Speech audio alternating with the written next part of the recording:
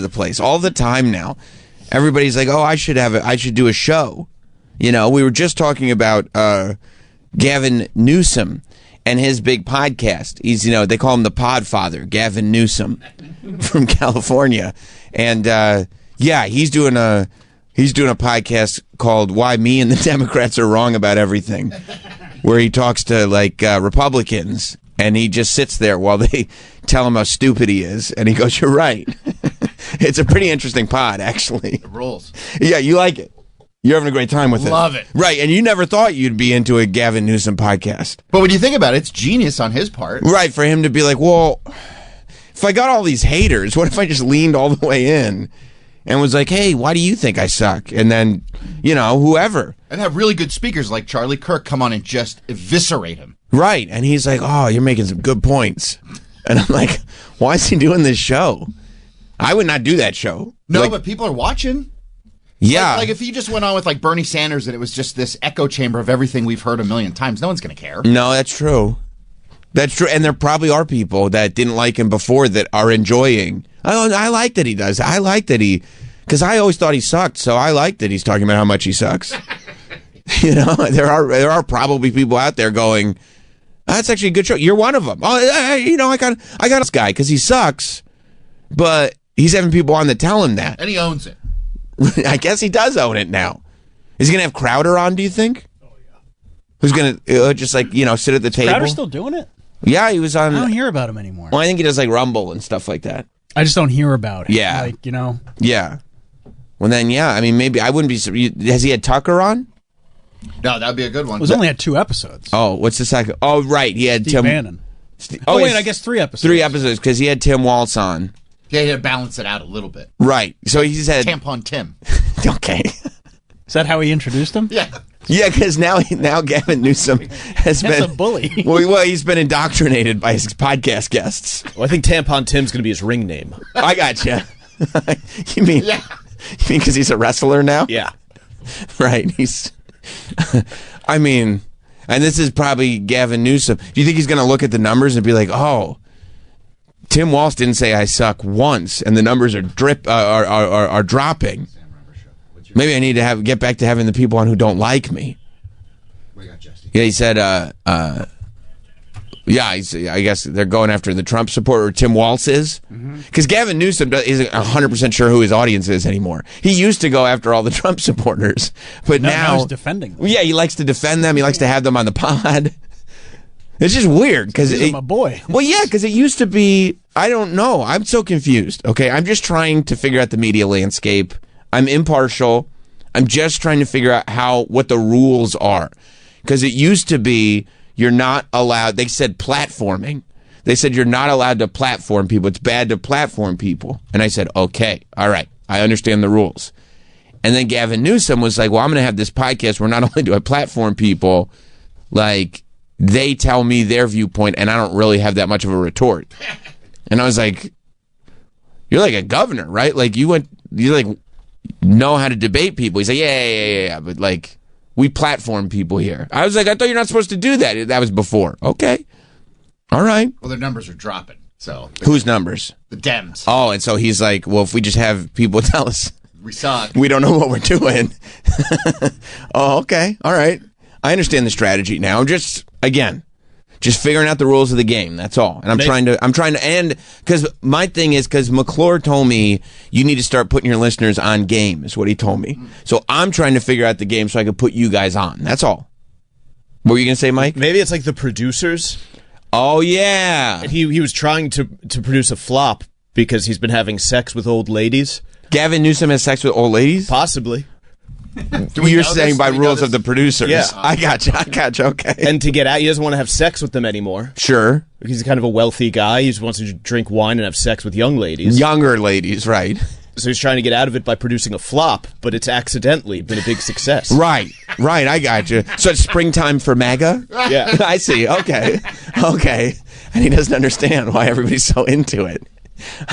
All right. I think that you're right. I think he also doesn't realize that like people love controversy, because he had Tim Walz on, maybe thinking this won't be controversial, but then Tim Walz let the big guns out. Let's hear a little bit of Tim Waltz letting him know, hey, because I feel maybe Tim Waltz heard Charlie Kirk say that if you're not good at podcasts, you are not a man. Because remember, he said that. He said, well, you guys... It's a masculine thing. And then Alex Cooper was like, really? And they were like, yes. All the successful podcasters are very, very masculine. And Alex Cooper was like, for sure? And Alice. They were like, yeah. Huh? Alice? Alex, I said. Alex Cooper. I thought you said Alice. No, she's my coworker. I know Alice her. Cooper. That would be dope. If Alice Cooper had a podcast, I would definitely listen to Alice Cooper's podcast as well. I'd like to hear what he has to say. I mean, imagine Alice Cooper interviewing Ted Nugent. You wouldn't listen to that? It'd be sick. It'd be sick. They were just talking about Feed My Frankenstein. Have they ever had Alice Cooper on Alex Cooper? Oh. I would listen to that too. Cooper X Cooper? Yeah. I got to figure out who's running that channel because I got some ideas. But this is Tim Waltz on the Gavin Newsom show. Figured it out that the identity piece of this is more important than the actual substance behind Well, it. they've been doing it for decades. I mean, we've saw the welfare queens. They've seen the Southern strategy. We've seen it over and over. It's an old playbook, and we're as dumb as we want to be that we allow them to do this with CRT and ESG and DEI and every three-letter word. And then they demonize people. Yeah, demonize, and they weaponize grievance. They other people. They talk down to people, past people. They humiliate people. They weaponize difficult issues. But the bottom line is, and I think it goes back to what we began with, is, and I applaud you for this, is we cannot continue to be on the defense reacting to this. We've got to go on the offense. We got to meet people where they are. But I also think this, Can you and pause this for a is second? where We can't be on the defense anymore. Here's what we're going to do. We're going to invite people on our podcast, and they're going to insult us, and we're going to be on the defense. Like, what? All right. Sounds a good strategy to me. You love it. Love it. You're loving it. So far, you're a subscriber. So far, it's great. Yeah, okay. Troy's a subscriber. And Troy doesn't do podcasts because Troy's out of that age bracket. Troy is still in the sort of like, Troy's pissed that they don't send him the TV Guide magazine anymore because he doesn't know when anything's on. Like, how are you supposed to know, right? I don't know. He's complaining to his poor fiance. I missed it. I don't know when anything's on. They don't send the magazine anymore. I gotta find Tampon Tim. Where is he? Yeah, on the internet. What? A show on the internet? where, this is part of the conversation I'm trying to have is you got to respect people you disagree with, and you can't just dismiss people. This How do you notion fight it? this I notion think of I could kick most of their ass. I need that ass. They want to. I know I can outrun them, but I don't know if we're going to fall into that place where we want to. Okay, we challenge you to a WWE fight here type of thing. Yes, let's do it. Let's do it. I want to see it. Yes. You said it, Tim. Please follow through. That's how I would always. That's when I was in school. When the bullies would come over, I go like, "I'd like to challenge you to a WWE fight." They're like, "What?" And I'm like, "Yeah, entrances." You mean like on Nintendo 64? Yeah. You come over, me and you, WrestleMania 2000, right now. No, every time they'd be like 3:00 in the parking lot. I go, "Okay, let me get the ring announcer. Let me get the referee. I'm gonna bring somebody out with some sparklers so I can like kind of look like Goldberg when I come out. It's gonna be great." Bill Goldberg? Yes. No, Goldberg from the Mighty Ducks. I'm gonna wear a jersey. Bill Goldberg. Bill Goldberg. You gotta say it with that Calgary accent. Never gets old. No.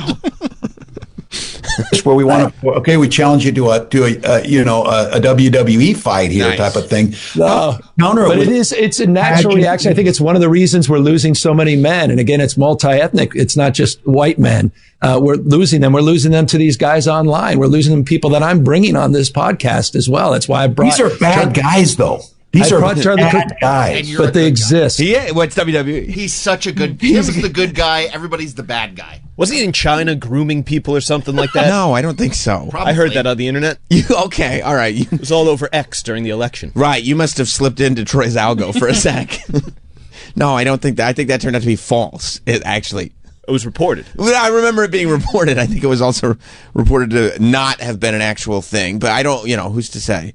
I like all of a sudden Tampon Tim's now trying to be masculine. Wow, because he heard Charlie Kirk. I mean, it's so true. Like, who that represents the Democratic Party is masculine in any sort of way. Gavin Newsom? Gavin Newsom. That's your idea of what a masculine man Look how is? handsome he is. Look He's at a his. handsome man. Troy, I'm joking around. Troy gets Okay, pissed. so am I. When you start talking. So am I. Come on, bro. John Fetterman? John Fetterman's masculine. He won't even wear a suit. No, he wears those shorts. I can see his knees. Actually, I don't think men are supposed to wear shorts. Right? Not in the workplace. No, not in the work. No, that like a displays goofball. like you've given up. Yeah. Yeah.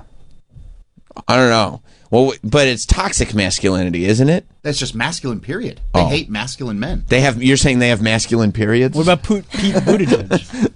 You think he's a masculine man? I do. I do. Mayor Pete? He ran the Department of Transportation.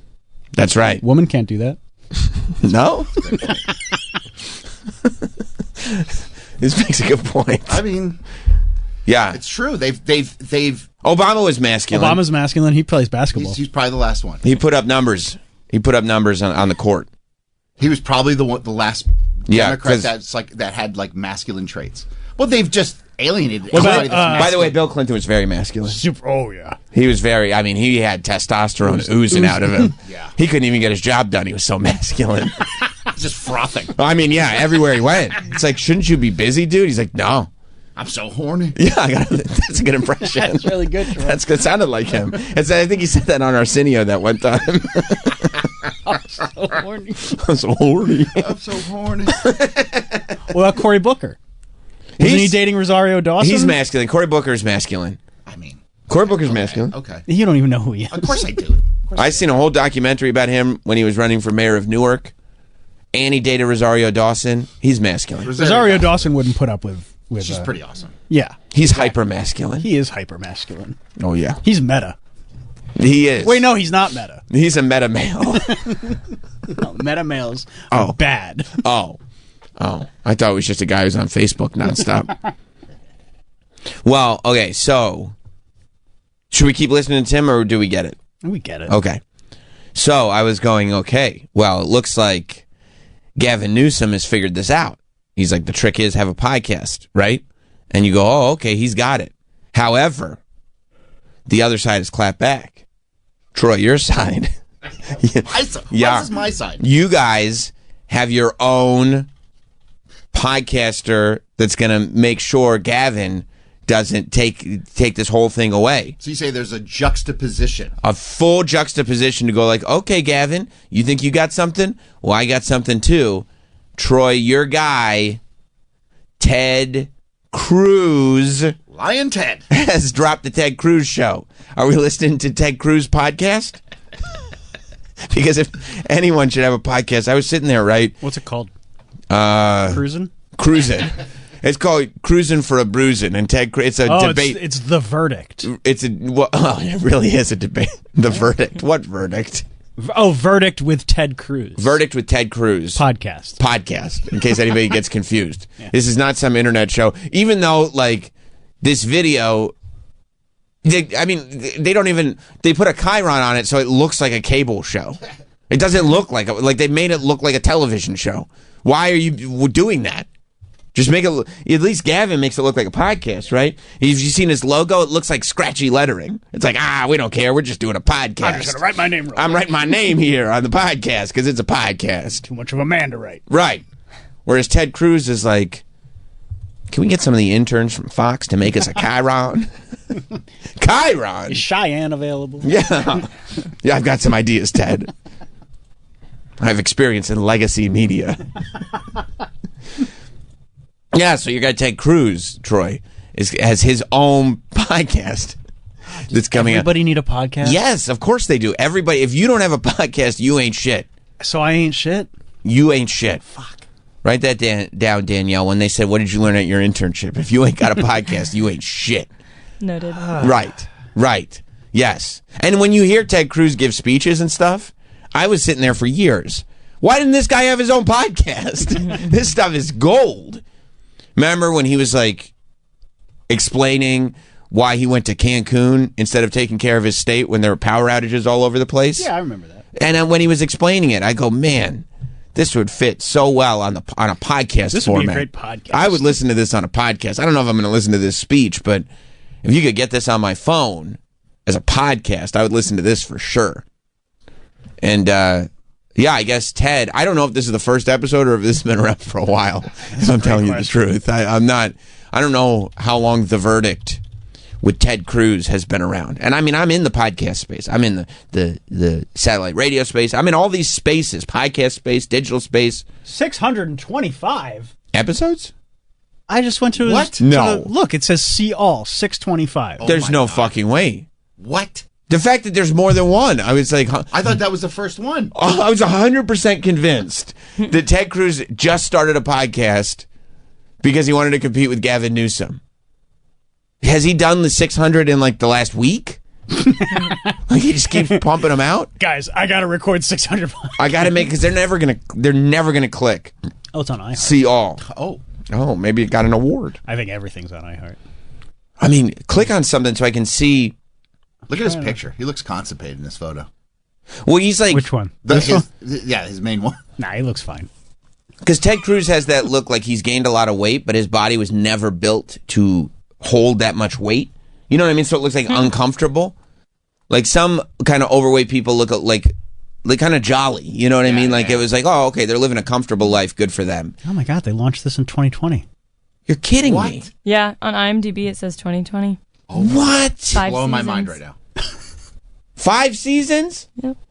You haven't Maybe been- it's like Schitt's Creek where it won't get popular until it's almost over. Maybe. Troy, you haven't been listening to Cruising Together for 5 weeks for 5 seasons? My mind Cruising is with my homies? Yeah. That's the song they use in the beginning. They go, I love it when we're cruising together. Hey, welcome to Cruising Together with Ted Cruz. You haven't been listening? You've got a whole library to catch up on, dude. Congrats. my God. What a weekend it's going to be for you. Can you imagine if you had known this before you went to Hong Kong? Oh, we would have said, what are you going to do on that 16-hour flight? You'd say 16 cruising with yous. I'm going to have 16 episodes of Cruising Together. Oh my God. Wow. I had no idea. And look at it. It's doing numbers. Is it? Oh yeah. I guess it is. Well, the Elon ones. Yeah, the Elon one is doing some numbers. Oh, okay. Real Justice isn't really, Is that REEL? Yeah, I think it's his movie review show. What is Real Justice? Now I'm very, very I don't curious. even see what you're talking about. Oh, the right end. there. Oh. Oh, by the way, this is not like, look at the dates too that all this came out. Oh, we're advertising that Live Nah, is it's going just back a on tour. commercial, but that's awesome. pretty cool. That's awesome. It seems very sporadic that these episodes come out. What do Criminal Minds, The Princess Bride, and Patton have in common? If you said strong, memorable characters, a focus on conflict, and clever, iconic dialogue, Then you'd be liable to get an ass whipping. You'd be if absolutely any right. of those phrases came out of your mouth, you get an ass whipping in front of everybody. Troy, if Travis said any of those 3 quotes, and I said you got to whip that dude's ass right now, would you do it? Yeah, of course. I have to. You'd have to. Guys, I really like The Princess Bride. Why is that? Clever, iconic dialogue? Hey, Troy, man, can you go kick that dude's ass real quick? hang on. I know he's your boy, but can you just? Oh, these are some of his personal favorite movies. I mean, Join Ben Ferguson and Senator Cruz during the holiday break as they explore his full list of top films and TV shows. I would actually like to know what these are. I would too, because it's like there is nothing interesting about it. It's all like these are movies. He has seen these movies There's one no way time. he watches Outer Banks. He does not watch Outer Banks. No. No, he does not watch Outer Banks. Although it would be great if he was like, I fell into Degrassi, The Next Generation. That Drake. Yeah. He was Jimmy Brooks. Here's his 25 best movies of all time. His 20, he's got a list of 25? That's what the Chiron just said. 25 movies of all. Can you imagine being like, I'm going to do a podcast where I'm going to rank my top 25 movies of all time? It's 15 too many, at most. At most. Also, bro, how long is the episode? It's 35 36 minutes. Yeah. Bro, if I was doing a show where I'm going to rank my 25 best movies of all time, it would drive McClure crazy. I'd be here for 9 hours. You wouldn't knock it out one movie in 1 minute? One movie per minute. You can't explain why it's a top movie of all time per minute. I mean, I couldn't even hear how many times Danielle saw that Zendaya movie in 1 minute. All right, Princess Bride. Godfather. The Godfather. Okay, he's way outside the box. This is a real cinephile, this Ted Cruz. Scarface. Oh, wow. Oh, man, he really does love film. The Criminal Minds TV show. He's just a fan of what's his name. With what's his face? I like I mean, come on, dude. I like the Princess Bride. Joe Mantegna. Yeah, he loves Joe Mantegna. Whatever Joe Mantegna is in. I love the Princess Bride, Scarface, The Godfather, the show Criminal Minds. What's Fletch? this guy has not one original thought. Not You one. don't see Fletch on many top 25s. People love Fletch. I know people love Fletch, but they don't bring it up to their top 25. Maybe Kevin Smith. Maybe, but I'm just saying these are not risky choices. Amazing Grace. Amazing Grace. That's got to be some religious movie. Yeah, he wanted to just remind people, like, I like religion too, not just Scarface, where he does a whole bunch of coke and gets a pet tiger. I still am a man of God. 2006. That big guy at the bottom of the poster looks like Alec Baldwin. Is it Benedict Cumberbatch? I don't know, man. I ain't never heard of this. And there's no way he's seen it more than once. No. There's just no way. What else does Ted He Cruz? spent a lot of time on Amazing Grace. Oh my gosh, we only got 35 minutes. Unforgiven. Was that I mean, come on. Like one outside the one. Okay, I don't believe this for a second. There's no fucking way. You're just saying that. Team America. I mean, that's just one of your interns was like, this will make for a good clip. You want to hear what he has to say about it? Of course I do, because I want to see if he's ever even seen it. A lot of people don't realize this is puppets. Yeah. Matt Damon. Okay, and I'm going a little edgy. So Yes. Team America World Police. Oh, a little edgy. It's a puppet movie. I mean, God damn it! I just told you. I didn't even know this podcast existed. There's no way. You ever see that puppet movie? It's a puppet movie. He hasn't seen the film.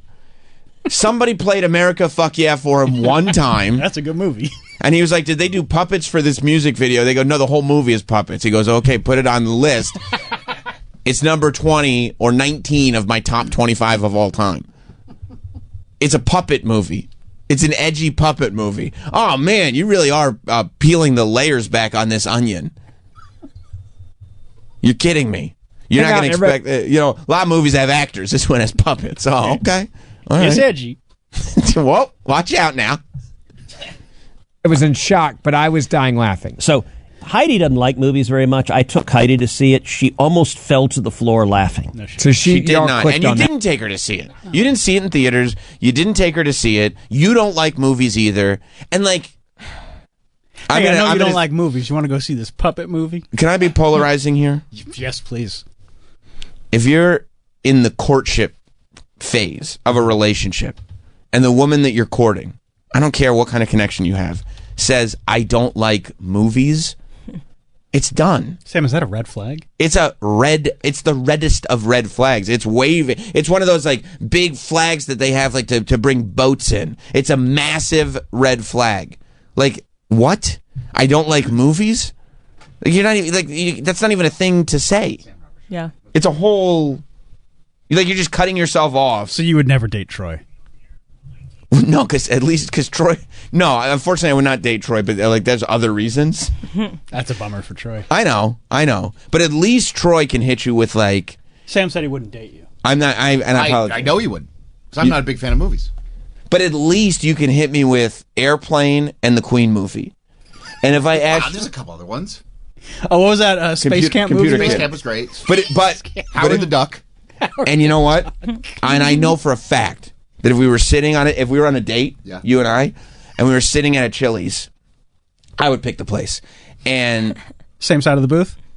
No, because it's first date. Okay. And fair. And I go like, oh, like if you're like, I'm not really into movies, I'd be like, what? And you're like, I do like Howard the Duck. I know we could have a lengthy, meaty conversation about the film Howard the Duck. And then it would be okay, 100%. Really? Howard the Duck. No. See, we're good. We're back on the same page now. Okay. Short Circuit. You fuck with Okay. Howard. Okay. I fuck with Short Circuit hard. Okay. See? So 95 Alive. Yes.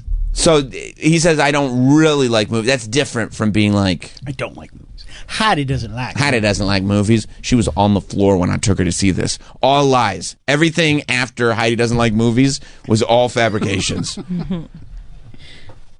It is screamingly funny. Now, it makes fun of both sides. Yeah. It makes fun of Republicans, Democrats. Everybody. It's the guys who do South Park who did it. It is puppets. He's by the way. 45 seconds describing the movie. He said puppets twice. Stop saying puppets. He's never seen the film. It's puppets. It's the guys who like South Park. It's the guys who did South Park that did this movie. Oh, wow. Did I mention that it was puppets? It's puppets. What else is on my notes? I know usually we don't go this deep into filmographies, but like this is a guy who, and this is what I love when politicians start going like, no, here's the stuff that I do outside of politics. It's nothing. It's not, you're not a human being. There's no humanity here. These are lies. He hasn't seen the movie. Or truly equal opportunity offender. It is now. I'm going to give a warning. Oh, just the buzz. Every third word is a profanity. If you are offended by profanity, skip this suggestion.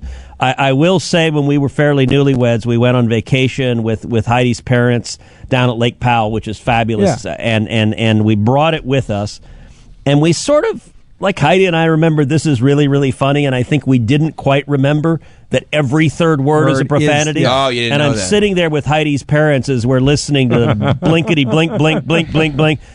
We didn't finish the movie. Yeah. Like 10 minutes into What it, are we you just talking turned it about? off. I can't believe you brought this. But he said- Hold on, that's a lie. Hang on, no, that's all a lie. Go ahead. That movie came out in 2004, and they got married in 2001. What? That is all a lie. You did the research? I did the research. Oh, we got the receipts, bitch. Nice job. You didn't bring it with you as newlyweds. Which means that at the very least, newlyweds, quote unquote, you had been married for, like, let's say 5 years. Yeah, because it came out in 2004, so it probably came out on DVD in 2005. Right. So it's 05, 06. So we're talking, 20 years ago at the most. 20 years ago, he was in his 30s. Yeah. So you're telling me, as a man in your 30s who's been married for years, you don't want your wife's parents knowing that you know bad words? You're in your 30s and you have to turn off the bad words? Like, what? That story would apply if you were 12 and watching with your parents. I didn't want them to know I knew bad words. Yeah, they say the fuck word. Can we say that on this pod? Am I allowed to say that right now? I don't know. None of the story is true. It's lies. This one's a lie, too. You caught him, Travis. I got him You red-handed. He got him hard, didn't he? Didn't he? Oh, you were newlyweds? See, this is why he needs a different co-host. Wouldn't you like a co-host that held his feet to the fire? Hang on a second. By the way, that would be the best podcast ever if Ted Cruz gives his top 25 movies and his co-host just keeps proving that he's lying about all of them. It's like, no, you didn't. No, you didn't see that. No, you didn't. No, you didn't. No, I didn't. But you can imagine. You're lying again, Ted. You got me. You got me. This is what he was saying. This is what he said, lying Ted. Like these politicians that just have to lie to seem cool. Yeah. But they're just obvious lies. They're easily checkable lies. Somebody should have come to Ted Cruz and say, hey, man, I'm thinking we launch a podcast with you. His response should have been, I have absolutely nothing to say. It's a terrible That's idea. a terrible idea. It's a terrible idea. Oh, what if I did my top 25 best movies? Team America. And then, I mean, these buds. Also, Criminal Minds. Criminal Minds. By the way, that's the one show he's ever watched. I got to throw He has watched Criminal Minds. That's why it's the one show that makes no sense on this list. Every other movie, there's not even a debate. This is not a fun list. If you put together a list of 25 movies that are your favorite, and it's everybody knows they're good movies, it's a worthless conversation. Like, that's why you got to put a. I bet there's more TV on the list. There's got to be more TV. I bet he has The West Wing. Of course he does. You know what? He's a dumb guy. He's a dumb guy. He's not an analytical person. But you said, like, if it's all movies that people love, like, it's a boring list. He had Amazing Grace. That was because he knew he wanted to throw in the movie where the puppets say bad words. So he had to remind people that he was still a good guy. Balance it out. Yeah. Balance it out. Yeah. Have you ever seen that movie? Amazing Grace? Yeah. I haven't caught that one. You don't even know what it is. No. No, nobody does. Nobody's ever heard of that movie. This is really, really funny, and I think we didn't quite remember that every third word is a profanity. I'm and sorry, I'm can you sitting pause there again? with Heidi. Sure. It's lies. Actually, I'm going to go back a little. It's lies. You think that's a lie? Yes. Have you ever forgotten that they say There's raunchy material in the movie Team America World Police. So hang on. You don't believe the story that he and his wife, As who newlyweds. didn't like, hang on, I'm going to tell you the whole story. Sorry. That he and his wife, Right. who doesn't like movies, His wife doesn't like movies. went to go see a puppet movie in the theater. That's right. She fell on the floor laughing. It was so funny. Yeah, she's on the floor.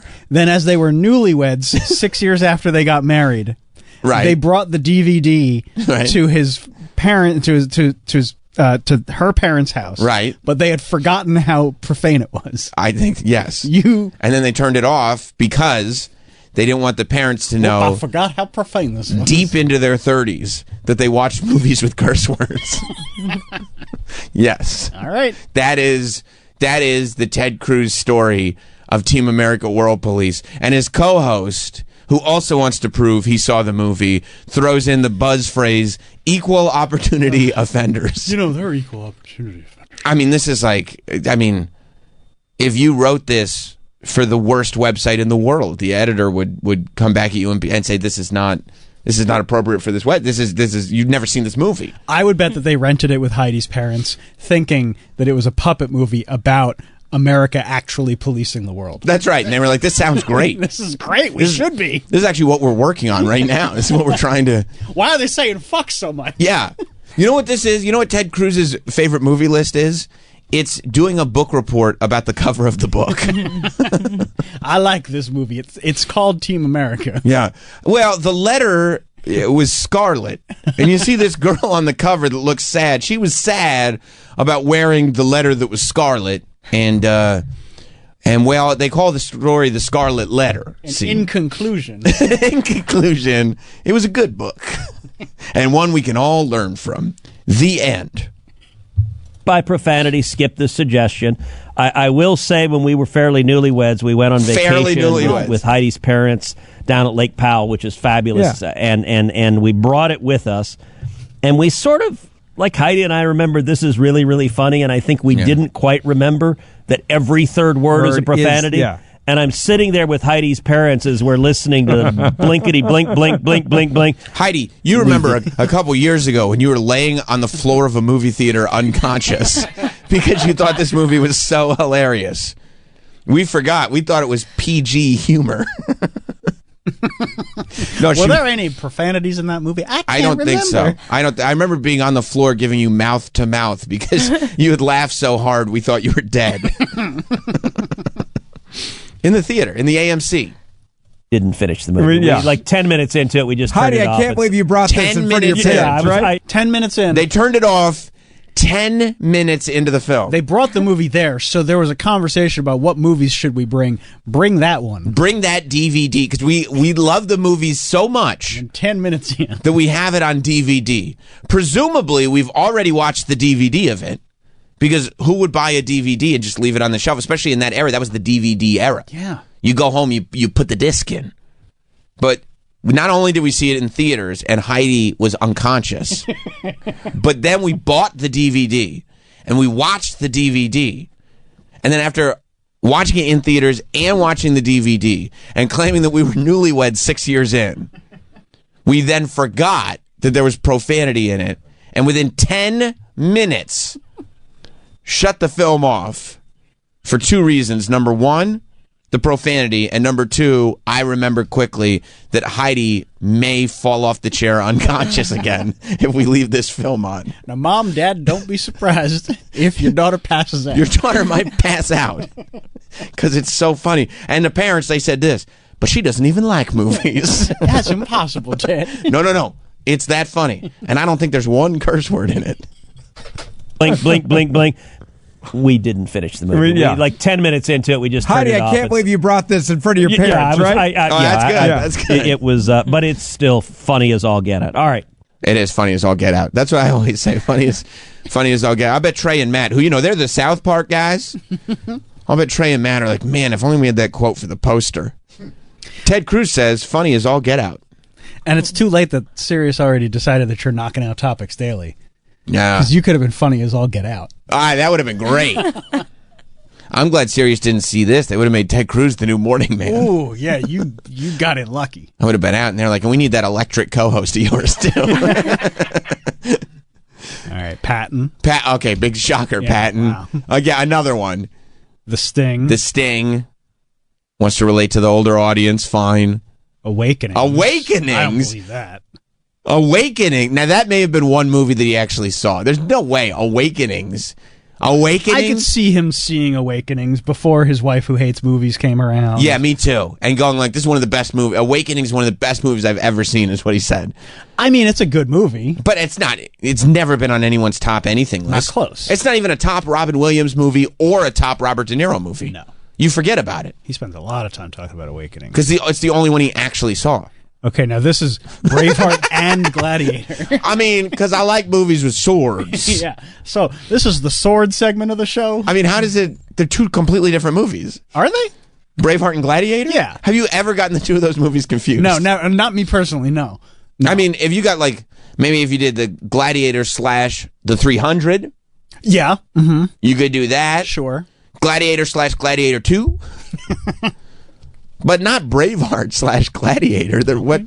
I mean, Mel Gibson would look at this and I don't want to repeat what Mel Gibson would say, but he wouldn't agree with it at all. Oh, I think I just saw the preview of what this next movie is.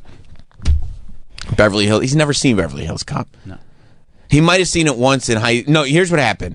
In high school, his friends that he wanted to fit in with liked Beverly Hills Cop. They liked Eddie Murphy. Right. And so he, in high school, pretended that he saw Beverly Hills Cop, but his parents wouldn't let him see that movie. But because in high school he pretended that he liked Beverly Hills Cop, he's been living this persona that has seen and loves the movie Beverly Hills Cop, but he's always been too afraid to actually watch it. Well, I don't know. Because it's edgy. But so he loves Beverly Hills Cop. What else does he like? Okay. Oh, anything Eddie Murphy. Anything. Whatever. Trading Place. You put Eddie Murphy on celluloid, and it is top 25 for me. I love Eddie Murphy. I like when he does the donkey voice. Yeah, he loves Shrek. He loves, what's that movie, the towards the end of it? With Hercules. He loves the Nutty Professor series. The one that he did with, Haunted House. Yeah, Haunted House was an underrated classic. No, the Bowfinger? Was Bo? No. Yeah. Wasn't it Bowfinger? With Steve Martin? Yeah. I think it was Bowfinger. I think it was Bowfinger. Yeah, Bowfinger. Bowfinger. He loves Bowfinger. You know what's underrated? You know, not enough people. They bring up the Beverly Hills Cop and Trading Places. They bring up Coming to America, which, by the way, the sequel was also excellent. But nobody talks about Bowfinger. I would respect him if he had Bowfinger on this list. You know what he loves? Instead of like the 3 Eddie Murphy movies. The 3 that everybody knows. Loves and everybody considers to be just untouchable classics. Again, something that like you go, the 3 movies I love are Trading Places, Beverly Hills Cop, and Coming to America. And it's like, cool, man. That allows zero conversation to be had. Awesome. Yeah, me too. Yeah, cool. Yeah, I guess we're all basic bitches, I guess. Thank you for the most agreeable take you could ever have. Yeah. Like if he had said, and you know, Pluto Nash was great. Let's go to Wheezy in Ohio. 866-969-1969. We're looking at Ted Cruz's most agreeable 25 movies of all time. What's up, Wheezy? Sammy Woke Muffins. Fuck yeah! That's right. Hey, I'm telling you right now, he's only using the Team America. Yeah. Because he doesn't want everybody to know that the real movie he's talking about is America History X. That's right. I hope it's on the list. And I hope, but if it's all the same. Funny as hell. She falling on the floor laughing. It's a comedy. And Ted Cruz then says, we turn it off before the end, because it's really the first half of the movie that he enjoys. The end loses me. Yeah, it loses me at the end. But, I like when the dad from Boy Meets World is talking to him. That's a good scene. Yeah, we don't watch the woke part. Yeah, it gets woke towards the end. We don't like that. Thank you, Weezy. Punch it out, boys. Yeah. My wife doesn't like movies. She loves the first half of American History X, though. What? All right. What else does he like?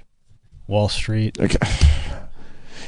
Let's hear his review of Wall Street. All right. Even though it's, again, the most kind of clear-cut, like, if I came in here and said, guys, you know what I saw last night that I loved? That movie, Wall Street. You'd be like, yeah. I mean... Yeah, of course. It's great. It's an established great movie. Yeah. Like, You guys hear about this Gordon Gekko? Right. Yeah. We covered that ground already. Wall Street. Yep. Just all time. That's the whole conversation. That's it. I like Wall Street. Yep. I mean, this is what they're going to, and it really encapsulates sort of 80s culture in New York. Yes, it does. Yeah. You know, they made a sequel? I do. By the way, I do believe. For my next movie. I do believe that Heidi doesn't like movies because so many of these are pre-Heidi. They are. A lot of them are pre. But he hasn't seen any of them. He hasn't seen these movies. You don't think he saw Wall Street? No, he did not I bet see he saw Wall Street. He didn't. All right. He didn't. Well, let's see. Okay. Let's see how much he knows about it. Okay. Gordon Gekko, one of the great all-time classics. Right. By the way, a line that I quote frequently. Oh, okay. Yes. Gordon Gekko is in the locker room getting cleaned up after playing That's the one racquetball. you like, huh? You like when he's in the locker room. And he turns to Charlie Sheen and he goes, "I'm on the board of the Bronx Zoo. Cost me $1 million. That's the thing about wasps. Love animals. Hate people." You love that. There's some insight there. There is some insight there for sure. What? Hidden Figures. That's all you're talking about? By the way, we'll get to this one. And you have never seen Hidden Figures. We'll get to Hidden Figures in a minute. Because you have not... First of all, that movie's not even that good, Hidden Figures. It's important. It's fine at best. At best. At best. This is a room full of white males. Yeah. Is this the shit in the pie movie? Okay. First of all, I remember watching. I watched it once. He picked the worst line in Wall Street. Yeah, it's one of the most quotable movies ever, and he's like, insight there. No, there's not. No, there isn't. What are you talking about? Well, yeah, that's why his co-host is like, yeah, there is. Yeah, there is. There's no conversation about this movie. For some reason, his VHS copy of Wall Street, the locker room scene with Michael Douglas, is rewound to the point that like the tape is degenerating. I need a quote. You know, there's a lot of questions there. But no, I mean, didn't you ever seen that movie Wall Street? No. You know what? The one quote you would not remember from it? Probably that. Yeah, that one he just did. There's no insight there at all. Shout out to Oliver Stone and everything, but I mean, they're great movie. It's an amazing movie. Great director. And you know what I would love? Here's what I want to get Ted Cruz on the show. Okay. And the only thing I want to do is talk to him about movies. People who would want me to hold his feet to the fire politically, sorry, you'd all be disappointed. Because this is what I'd say. He'd go like this, and then he turns to Charlie Sheen. I go, what's Charlie Sheen's name in the movie? Charlie. I just Travis, we would make this list, and I would come up with very easy quiz questions about every movie on this list. And I'd prove to the world he has not seen any of them. I'd love to see it. Who plays Bud? Bud in Wall Street. Oh, I don't remember that. Okay. You mean Married with Children? Because I love that one. Okay, and then he says Hidden Figures. Oh my God, he spends a good 2 minutes on Hidden Figures. The only reason that he's putting Hidden Figures on this list is because he wants to prove that he's more well-rounded than people think he is. He wants to prove, the Wheezies in Ohio wrong that thinks the American History X is on his list. No. I like all movies. I'm a much more well-rounded person than people give me credit for. Let's see what he says. Yeah. Yes. Wonderful movie. Incredible movie about the African American. Come on. We have to show he's not racist. Right. Wonderful movie. Yes. Great movie. Right. It's not. Hey, where would the space program be without these women? No, I'm not saying that the women weren't important. No, it's it's just Travis's. Travis was saying that? Yeah. Staten Island is just oozing from him. I hate when Travis goes down that road because it's not representative of the show, and I'm glad you're here to defend it, Mike. I can't stand it when Travis is like, because he tries to erase that part of history. Yeah. Was it nominated for anything? It's disgusting. It's really disgusting. Me, you, and Ted Cruz won't stand for that. No. I won't see those ladies be put in a corner. No, me neither. I was nominated for 3 Academy Awards, winning none. Well, that's because Ted Cruz and me are not on the Academy. Lost to Moonlight for Best Picture. I believe the Best Picture went to the musical that year. Remember Warren Beatty decided not to give it to Moonlight? Oh, yeah. It's like, nah, La La Land. Yeah? La La Land should have won. Okay, I want to hear more about Hidden Figures, how great it is. Figures. Yes. Yes. Wonderful movie. Incredible movie about the African American female mathematicians who were foundational to America going to the moon. And for me, there are two kind of personal reasons why that movie is significant to me. One, it's got to be because of Houston. Well, when we went to see the movie, finish I my took sentences, asshole. Shut the fuck up. Shut the. When I'm talking, you're the sidekick, bitch. Shut up over there. You're just my wall to bounce off. Yeah, one's got to be Houston, right? No, you fucking idiot. Let me finish. Not everything's about Houston. Yeah. By the way, after this movie discussion, I'm going to make him crawl through mouse traps. We're doing shock jock stuff. Now we're talking. Yeah. Let's see how long you can hold your urine. Yeah. Keep drinking. Keep drinking. By the way, he's a bad co-host too, because if he said he goes Hidden Figures, and instead of going, oh really, that would have been their really. Explain to me why. He goes like this. Yep. Mm-hmm. That's it. That's a no-brainer. It's on my top 25 too, Ted. You're 10 for 10, Ted. Yeah. Wow. Yeah. Houston, right? No, actually, it was Kevin Costner. Yeah. By the way, anything he does. By the way, we're going to start calling you Turd. My mother to the movie. I took Heidi to the movie. I took both my daughters to the movie. She doesn't like movies. She doesn't like movies. Heidi's like, why keep taking me to the theater? Stop taking me to the movie. Stop taking me to the movie. You take me to all these movies. And Heidi was on the floor. Yeah, let me tell you. Heidi was also unconscious for this movie. She was on the floor. We didn't know why. She couldn't believe these African Americans. He went full African American. Such a weird phrase to use. It's a red flag. We went to see the movie. I took my mother to the movie. I took Heidi to the movie. I took both my daughters to the movie. And it was interesting. My girls, it was the first time they'd seen a movie that had segregation. It was the first time they'd seen African Americans, and hang on, they didn't know. Okay, all right. I just want to see how old these kids are. Right. This is where they found out. Now, if they're young, that makes sense. It was in theaters, so it's easy to do the math on this. All you got to do is know exactly when the movie came out. 2016. 2016. When were the kids born? Okay, he has a wife and 2 children. We know about Heidi. She passes out at movies. Okay, one of his daughters was born. Is 16. She was born in 2008. When did the movie come out? 2016. So she was 8. 8? You're taking your 8-year-old to go see Hidden Figures?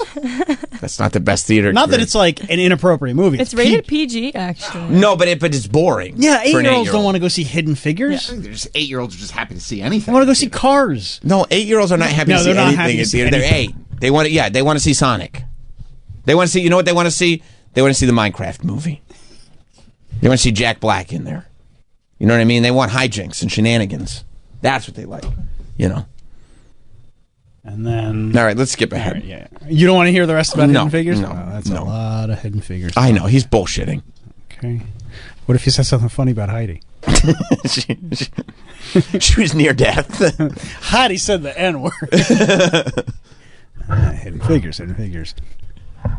Schindler's List. Okay. That's fine. You know, there's a girl in a red coat. Okay. Yeah. Lone Survivor. My Fair Lady. Come on, bro. You're watching My Fair Lady? Oliver. What? Oliver? Look, I watched Oliver a whole bunch as a kid because we had it on VHS. Did you really? Yeah. I know all the songs and everything. I know the Artful Dodgers in there. You know what I mean?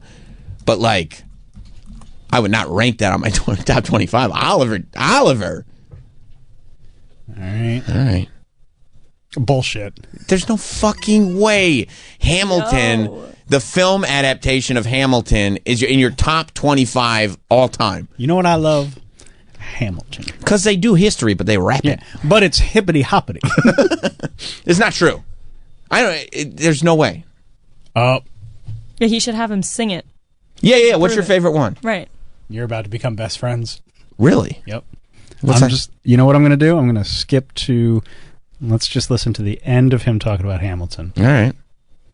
was like, do you want to see Hamilton? He's like, I'd rather go to the Yankees game. And then the next night, I was like, would you say, I'd rather have a nice meal. I tried hard. I'd rather have a I tried nice to get him meal. to Hamilton. It just wasn't on the list. And then my favorite music of all time is Les Mis. Yeah! I love Yeah, Ted! That says a lot. Ted he is actually the man, dude. We're connecting a lot of dots here. This is a pretty good pod, actually. Ted is telling it like it is up there. Yeah, Ted! I prefer Russell Crowe. Yeah, dude! Ted knows what's up. And that's the whole point of this whole thing. This is why we went through the whole podcast, all his top movies. You want to hear what he has to say about Les Mis? Of course. I probably agree with all of it. He's right. Of Les Mis. I think. Do you get choked up? Be honest. Because I'm a sucker for those things. I get the lump in the throat. Choked up. Yeah. Nice. All right, so what song gets you choked up? Oh, the one, the most famous. I'm terrible with it. It's the one that... Liar! Liar! Oh, I like them all. Liar! Yeah, fuck you, liar. Don't lie about Les Mis. Don't try to go and steal Les Mis valor. Oh, man, I love Nirvana. Oh, yeah, what's your favorite song? All of I them. like... Really Entertain You, Here We Are Now. I like that one. I mean, there's too many. Yeah. I really like Here We Are Now. I love Learn to Fly. I believe Ted on this one. Yeah, and I think he knows his co-host is a big he's fat challenging liar. him. He's like, what's your favorite song? Then what's your favorite song? He goes, the famous one. You're a fucking liar. You're a liar. Knows. By the way, he's talking. I'm assuming he's talking about I Dreamed a Dream. That's probably the famous one. But I mean... There are if you're actually watching that musical, yeah, you might get a little choked up in that song, but there are way more heart-tugging songs in that musical. Well, let's see what Ted says. All right. Choked up. Yeah. All right, so what song gets you choked up? Oh, the one, the most famous. I'm terrible with it. It's the one that Anne Hathaway does. It's so good. Oh, and she... It's the one that Anne Hathaway What sings. a liar. The name of the song is in the lyrics. Are you sure? I Dreamed a Dream. You say so. You've seen the movie, not me. And I've seen the Broadway. Me neither. I've seen the Broadway adaptation Sorry, I'm of the joking. film. Of course I've seen it. Yeah. You never seen it? No. It'd be a game changer for you. You'd finally find your soul if you watch that movie. I don't like musicals. That's because it makes you feel things. Yeah. No, I just don't like them. You'd love this How many one. have you watched, though? West Side Story. That's the one? West Side Story sucks. You gotta watch dude. it in school. Oh, you watched it in school. So you watched West Side Story 50 years ago. Wow, I don't know if it was that long ago. Wasn't that? It was in the 90s. West Side Story is garbage. It's terrible. But yeah, so don't say you don't like musicals. You don't like West Side. I guarantee. I mean, we've listened to that song. Mateo sang that song. That's You don't think it was amazing? His ability to sing. Stars. Yes. He's an incredible singer. Mateo's an incredible singer. Plus, you learn all about the French Revolution. It's the best. Troy doesn't like learning through song. I think that's the issue. Best That's way to right. learn. You're right. It is the You're right. best way to learn. It's the only way to do it. You don't like South Park? The movie? That was a musical. I don't know if I ever saw it. What about the Puppet movie? Yeah, what about the puppet movie? I have seen it. Is that a musical? No. There's songs in it. There's songs in it. Okay. But South Park is considered a musical. Oh, okay. I mean, I'm sure I love South Park, so I'm sure it's funny. No, Les Mis is the shit. Would you say it's the tits? Les Mis is ultra tits. He won an Academy Award for it. Every time it gets me. So that is beautiful. I'll tell you the two that get me choked up Hit me. are number one when John Valjean is saying "Let him live." Yep. Yeah. And he's looking down and he says, Sing it, dude. if I die, That one's incredible. let me die. Yeah. You don't know that one, dude. Let him live. Yeah. And it's a prayer to God to let him live. Every time. I have tears every Tell time. the host to stop talking. He's never seen Les Mis. Don't talk about it, dude. Don't interrupt Ted. Ted is finally talking his shit now. I believe Ted on this one. I think Ted has seen The Princess Bride and Les Mis, and that's it. I'm going to tell you right now. Ted made up a list of movies that he has not seen I need 23 movies. so he could talk about Les Mis. I think you're right. He wanted to talk about Les Mis, something fierce, and I get it. Can we do 45 minutes on Les Mis? Yeah. I'm going to tell you guys the truth. This whole thing, the Gavin Newsom thing, the Ted Cruz, all of this was because I wanted to talk about Les Mis. I pulled the same game that Ted Cruz did. But What a long con. It was a long con, but that's what I do. So, yeah, no. He hasn't seen any of these movies. He was just like, if I can make up a whole bunch of bullshit, like that's why he found somebody else's list. You think he just went on IMDb and found somebody's list? 1,000%. He found somebody else's list. He threw Criminal Minds on there because he just watched that. Movies Ted's like. Yeah. Yeah. he threw. It's literally the only TV show that's on this list. Yeah. He just threw it on because he just watched it, and then he was like, and then at the end, I'll do a tight 30 on Les Mis. We're gonna. Yes. All right, you want to hear what the other song is? Yeah, of course. Because you're invested. I'm looking at your face. Of course I do. Of course, because he's a real one. And the other one that gets me, is the song "Empty Chairs and Empty Tables." He knows it. He fucking knows his shit. I'm not surprised. These aren't even like. Surprise me. I mean, he's not even laying out the hits. He's laying out the album cuts.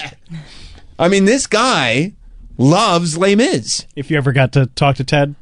I'm scrapping. Okay, all right. I still want him booked. Mm-hmm. Take everything I said before off the table. Okay. I'm not doing the movie quiz thing. Not going to ruin his life? No, I'm not ruining his life because now we connect. And I'm just going to, in fact, get Gavin Newsom in here. We're going to ruin his life because now I want to talk to Ted Cruz about Les Mis. He knows his shit. He could do 25 minutes with you on Les Mis. Easily, because he's seen the movie, he's seen the musical. He loves Les Mis. He listens to that shit on the airplane. When he's fleeing his state. Exactly. He is fleeing his business. I dreamed a dream. His state is going through power outages. He's going to Cancun. He puts his earbuds in. His earbuds. That's he's got little dogs on him. He puts his earbuds in, and he's just listening to "Look Down, Look Down." Tear. Yeah. And he's like doing parodies in his head. They have no power down there. When everyone has died. And I will confess at the end of the presidential campaign in 2016, as I walked through the empty campaign office and I saw the empty chairs and empty tables, I heard the refrains of that song.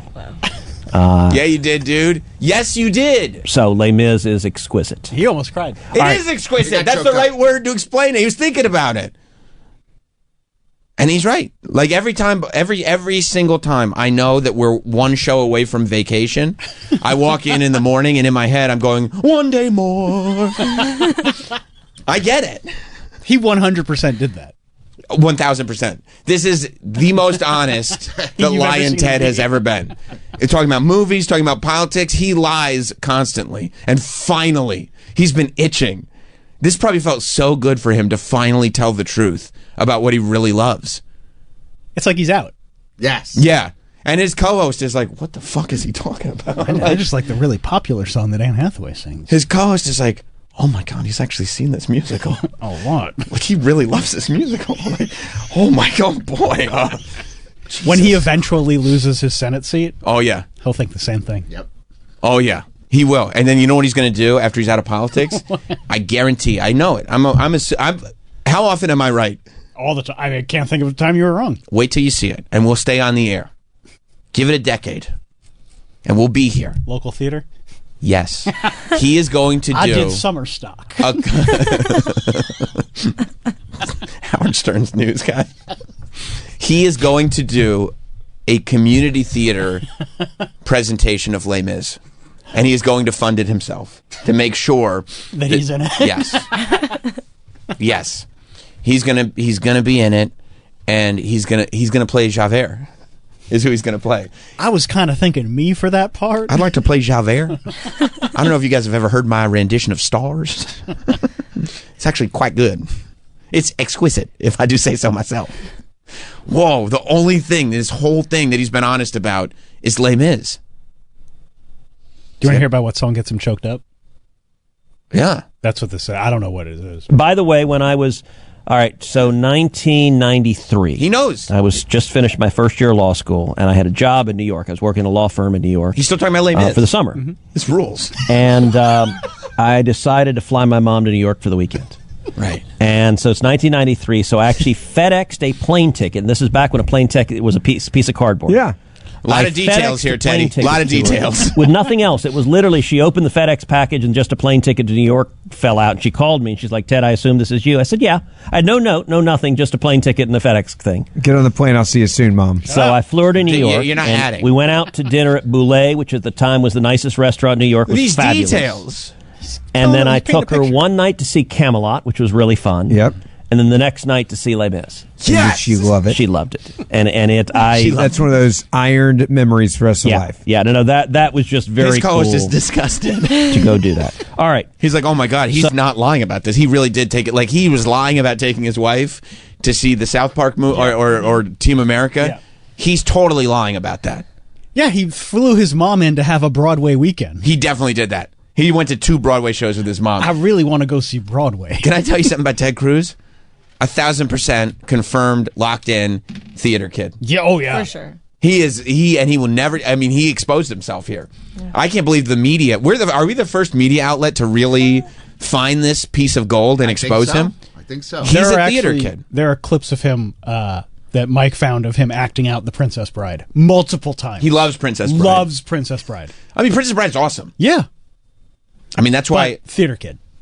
Total theater. Yeah, kid. There's an NBC News article from 2015, and it's Ted Cruz, one-time high school drama geek, loved playing the bad guy. Oh my God, Ted Cruz is a full-on drama club kid. I just like exploring, and that's what happened. He wanted. They kept teasing him because he was. Oh my in God! all the... Wait, it was in Oliver. No, my that's why he's got Oliver on the list. Oh my God. I wanted to play Oliver. Of course he would. I wanted to play Oliver Twist, but I mean, Artful Dodger's cool too. They made me play Fagin.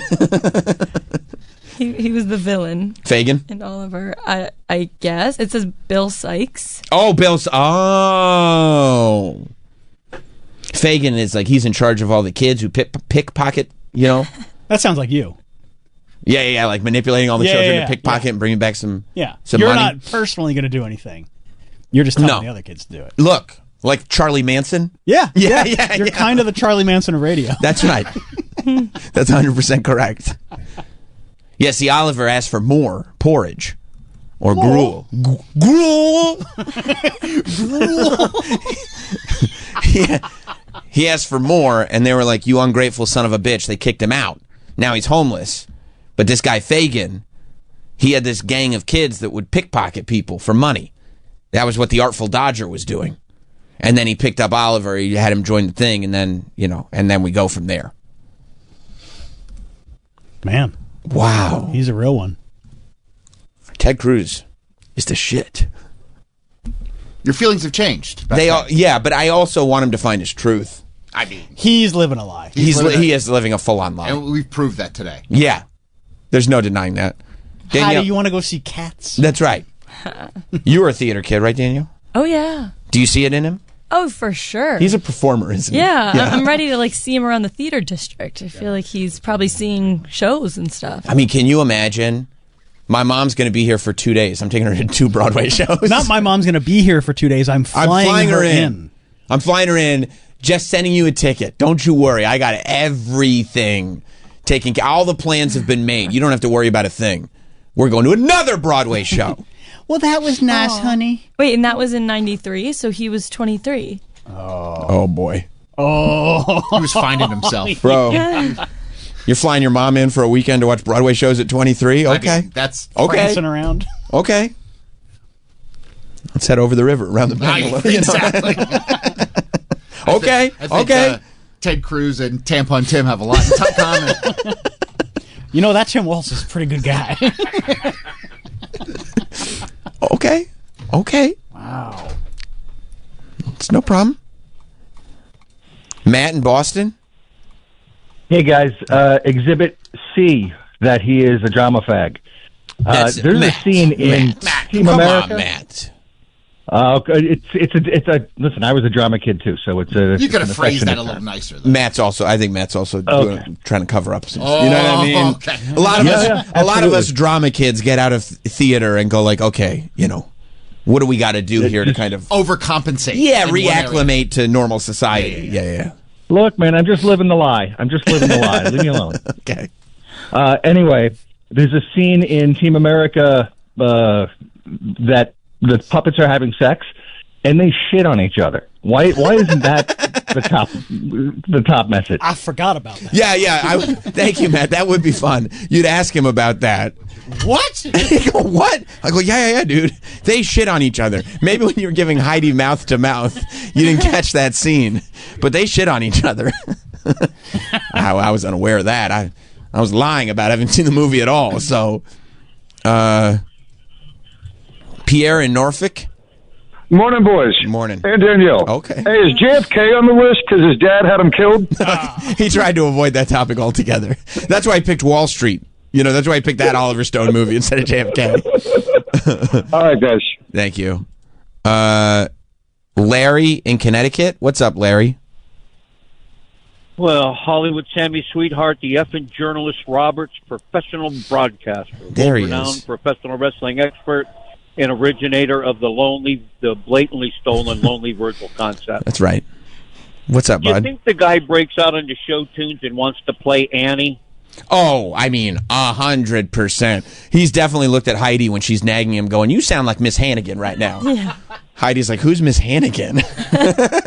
Oh, don't worry about that. You think he acts out scenes when he's home alone? Thank you, Larry. 100%. You're telling me that Ted Cruz has never, to himself, in the mirror. This is what was going on during the campaign, because it wasn't even when the movie was popular.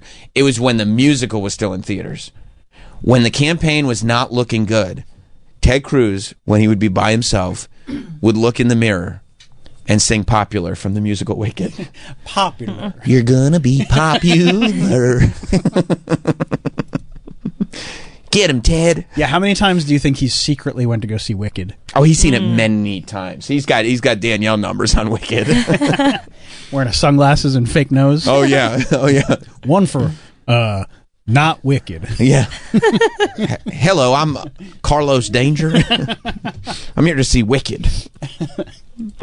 Greg in New Jersey. Hey, what's going on, guys? So Ted Cruz actually played Reverend Paris in The Crucible at Harvard, I believe. Whoa! Samantha Bee did a piece about it a bunch of years ago, and Reverend Paris in The Crucible, if you know anything about it, is a horrific religious zealot villain who is responsible for killing a whole bunch of people in that show. Thank you, Greg. Don't you love that, like, as a theater kid, all he wants to do is be the hero, but he's cast as the villain in Oliver, he's cast as the villain in The Crucible, like, before he's even a politician, before anybody's got any judgment, just his vibe.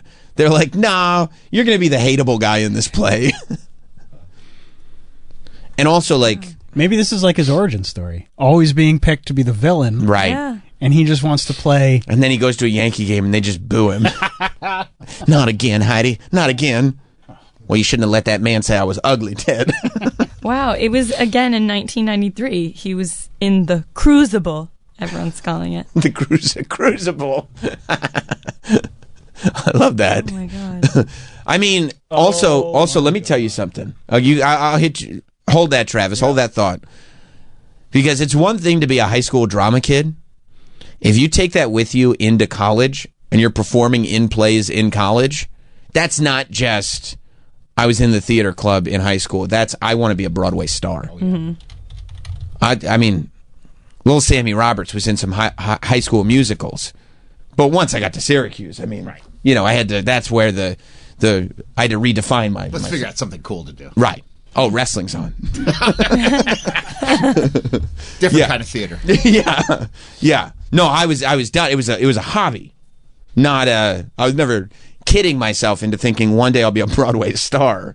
But if you're at Harvard and you're in plays, you're at least dabbling with maybe I'll do this professionally.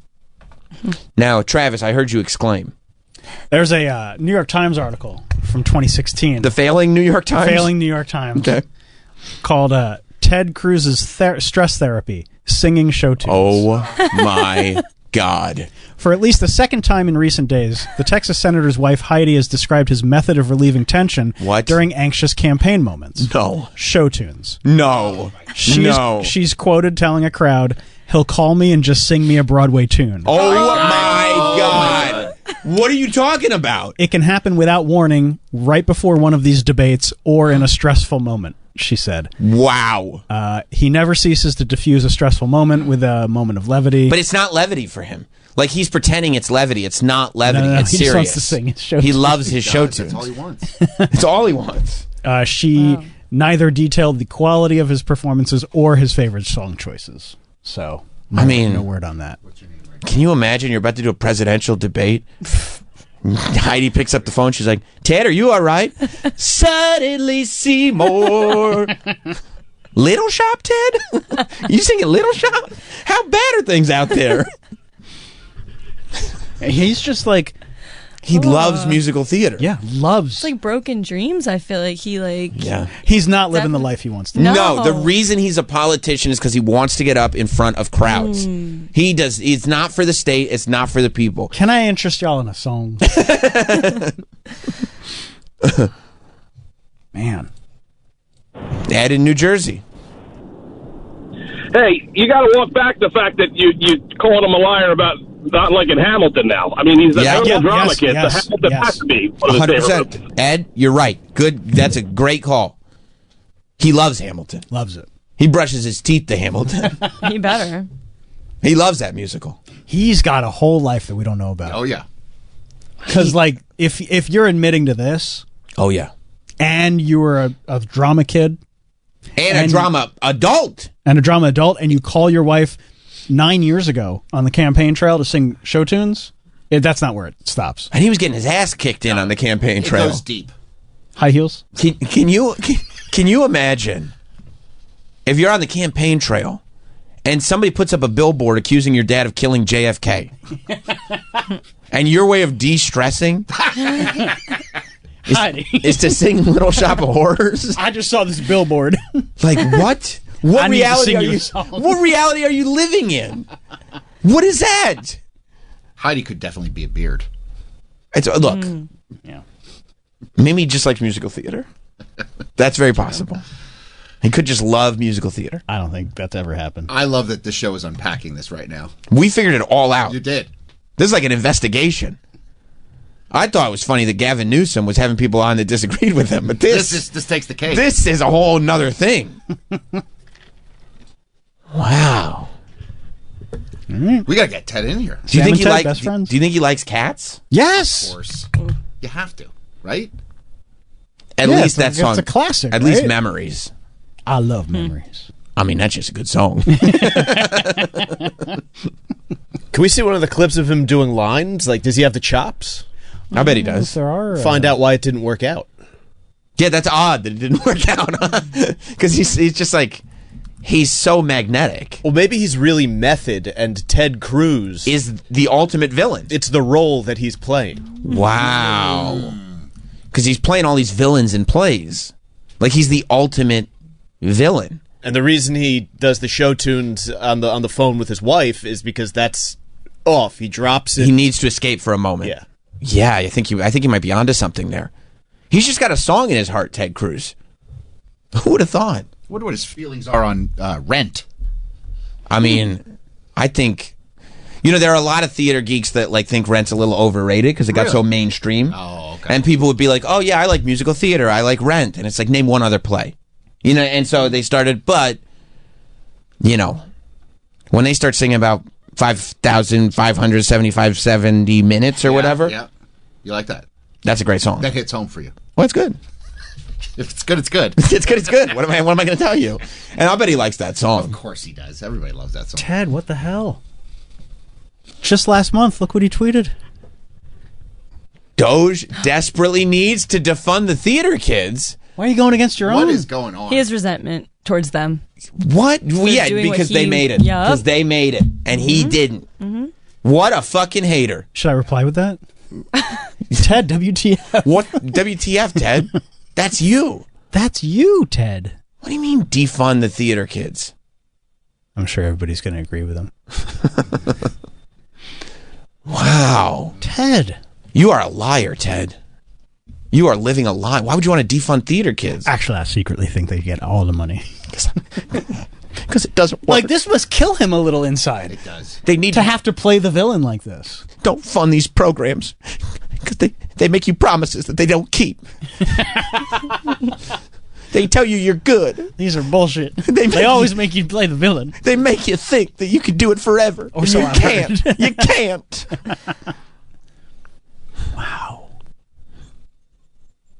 Wow. Do you want to see him do some Princess Bride? Mm-hmm. Just to see how his acting is? Yeah. There's a quick Lulu commercial. That checks out. Yeah. He'd probably put that on there. When is For this? example, one of my favorite scenes is when Wesley, the Dread Pirate Roberts, is brought in to Billy Crystal. That is who Wesley is. And he's dead. And Billy Crystal explains, he's only mostly dead. and then he pumps him up with the bellows and says, "So, what is it you have that is so worth living for?" He presses on his chest and he goes, "True love." Bro. He wants to be back in monologue class. Yeah. So badly. This is acting for freshmen in Harvard. Good. He's great. He does the voice and everything. This is acting for freshmen, and you get to come in with your monologue. And they were like, well, Teddy Cruz with another monologue from The Princess Bride. All right, here's Ted. Oh, yeah. Ted, take it away. Another Princess Bride monologue. There's a lot of good ones in there. I know, Ted. I know. Thanks for seeing me. Oh.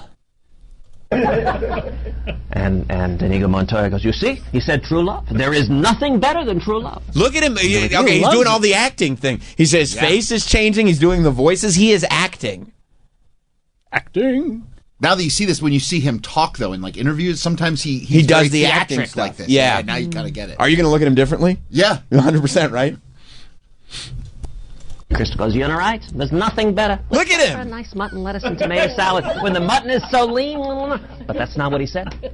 What he said was my to God, he's in blade. paradise. He's doing the whole And to thing. blade means to bluff. So what happened was you were playing poker. And he's he came interacting in, with each and audience suddenly member. Carol Kane, his wife, runs in and goes, "Liar! Shut up, witch! I'm not a witch. I'm your wife." But after what you said, Oh my The God. problem is he's afraid. He's afraid. Ever since Prince Humperdinck fired him, he's been afraid. Do not say that name. Do you What? understand? Let me tell you where this came from. He used to try to do this to make people laugh at the lunch table in high school. And he didn't understand why not only would they not laugh, but they'd call him names that you can't say anymore. And that one caller just said it. Yeah, that's the name. And I bet there was one time where he got tipped over and put into the big, they'd had the big rubber garbage cans? Yeah. Of course. He got put in there. Yeah, he did. You know who Ted Cruz was? You ever do this at the lunch table where you get like a drink and then you just put all your shit in there and make like the worst milkshake ever? Yeah. And then you convince the kid that needs a friend to drink it for $1? Ted Cruz drank it for $1. I don't want to drink that. Come on, Ted. We'll think you're cool. Okay, if you think I'm cool. If you think I'm cool, I'll do it. By the way, can I sing you guys a song? Man. Ted Cruz rules. You think he rules? The real Ted Cruz rules. Yeah. Mm-hmm. The lie Ted Cruz, I don't like. Horrible person. Because he's living a lie. He's living a lie. He's saying defund the theater kids. He's living a lie, and I think that's why he's able to do stuff that he doesn't even agree with. Yeah. Because he's playing the ultimate role. Yeah. Yeah. He's just acting. He's acting. He loves playing the villain. I mean, he's in paradise. This is him. When he's doing these lines from Princess Bride, he's talking to all the people at the table like, it's amazing. Thanks for letting me do that. Heidi doesn't let me do that anymore. She doesn't like when I do that. Okay, Ted. She calls me a name I can't use. Wow. Ring, ring, ring. Yeah, Ted, are you all right? Do you hear the people singing the songs of angry men? Okay, Ted. Oh, Ted. Are you stressed again? Ted, you're breaking up. Ted, I told you, your natural pitch of your voice is too high to do any of these songs. You're not built for it. Wouldn't you have so much more respect for him if he's like, I'm getting out of politics and getting back into theater? I'm doing theater. If it's community theater, it is what it is. But he's got the voice and the presence to do theater the way Dennis Falcone had for radio. You know what I mean? Where your best hope is just to be around it. Right. It's just, I know you wanted it. You're just happy to be involved. That's it. That's it. He's happy to be in front of an audience. Wow. Scott in Worcester. Yeah, how's it going? So I have this idea. I mean, it sounds like his dream is to win a Tony. So what I think he should do is at the next awards, scope out who's going to win and try to be a seat filler. And then he could, like, when that team's about to, when that, show's about to win, he could try and sneak in and win himself a Tony Award. Did you just think of that? I just thought of that. Wow. I feel like instead of Jim, maybe Danielle can be the person that I do this for. Scott used to love to call in with Seinfeld references, but now we all get them. So he's struggling with the fact that his bit isn't working. Come on, all right. The next time, wait, Scott. Let's look, see if I can pay. She's Scott, not going to know them. Scott, There's no way. Scott, I can act. Watch this. Scott, I don't think they would just give the award to a seat filler. I don't think they would actually do that. I think they would. It's maybe even like a Westchester kind of Scarsdale surprise. I think that'd be great. Scarsdale surprise. Thank you, Scott. By the way, you're still welcome to call in with the Seinfeld references. We all still enjoy them. Yeah. Man, wow. Shout out to Ted Cruz. Shout out to us for discovering all of this. I had no idea it was all going on right under our nose the whole time. We are now on a mission to get Ted Cruz to just become his true self. That's all. That's all I want for Ted. He'd finally be happy. He's been unhappy this whole time, and he could finally be happy. Wouldn't that be great? It would be, and we see through it. It's just like, dude, just be yourself. Just be yourself, dude. We'd have so much more respect for you. Yeah, and then he wouldn't need to defund the kids. Yeah, fund the kids. Fund the kids, fund yourself. What's he doing down in Texas? He should be up in, like, Seattle or, New York. New York. He was probably so bummed when he moved out of New York. West Hollywood. Yeah, like, what are you doing down there? Why down there? That Pink Pony Club sounds like a great place. I know. Mom's not going to be proud, but I am going to keep on dancing. God, what have you done? All right, we're going to take a break. No more Ted Cruz. We'll be right back. We will be right back. The Sam Roberts Show.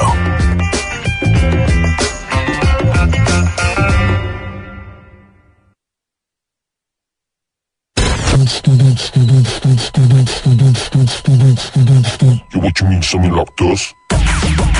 We're back. The Sam Roberts Show. Yeah, that's Puff. Jelani, do that thing.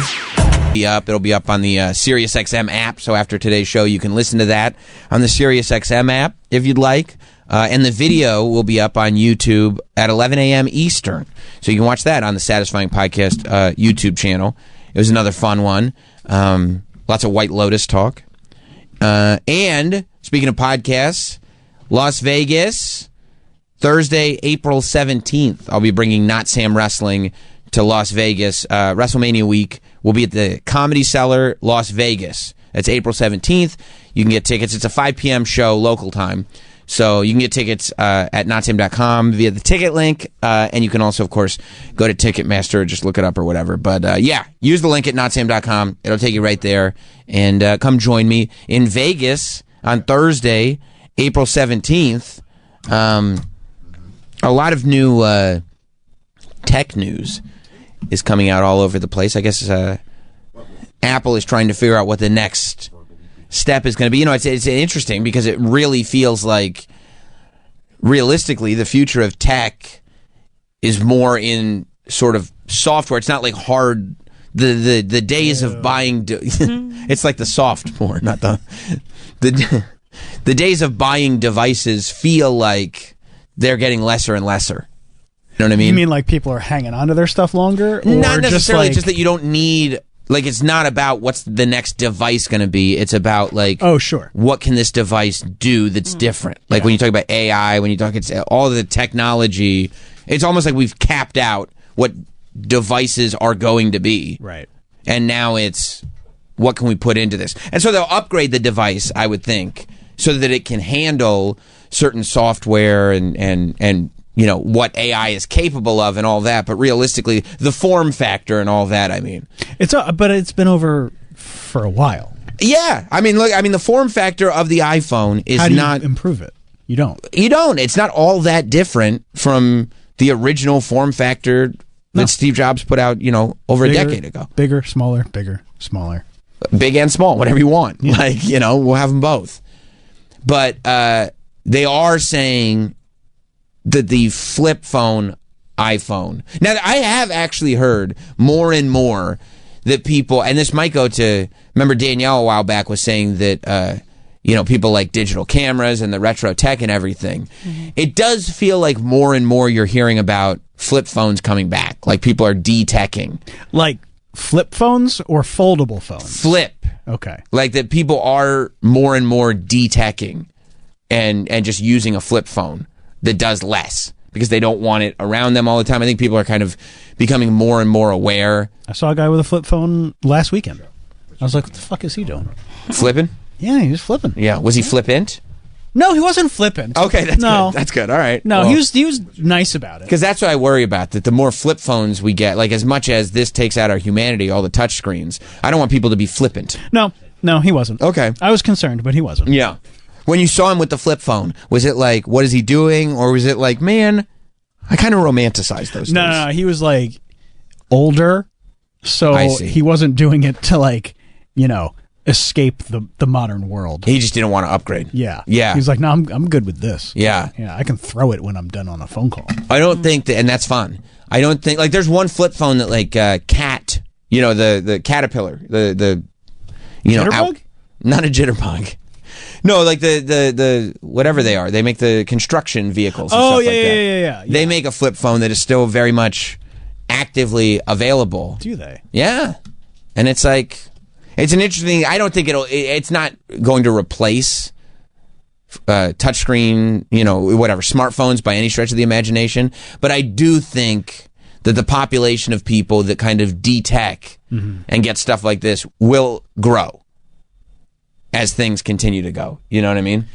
You think they're going to de-tech because they don't? Yeah. Because they want to be off the grid? Not fully off the grid. Or they don't want to be accessible to people? I think it's more, they don't want to fully be off the grid, but I do think that they're like realizing that there's a balance, that we're way off balance right now, that people are so like buried in. People are more and more realizing I don't feel good. Like I'm buried in this phone. I'm just scrolling through Instagram. I'm scrolling through Twitter. I don't feel good. Certain people, spend way too long on Twitter, and then they come to work and they tell people what they learned on Twitter, and they get made fun of because they don't realize they were sucked into an algorithm. That doesn't feel good, I would imagine. I don't know if anybody would comment on that in this room. I'm not accusing anyone. No, it doesn't feel good.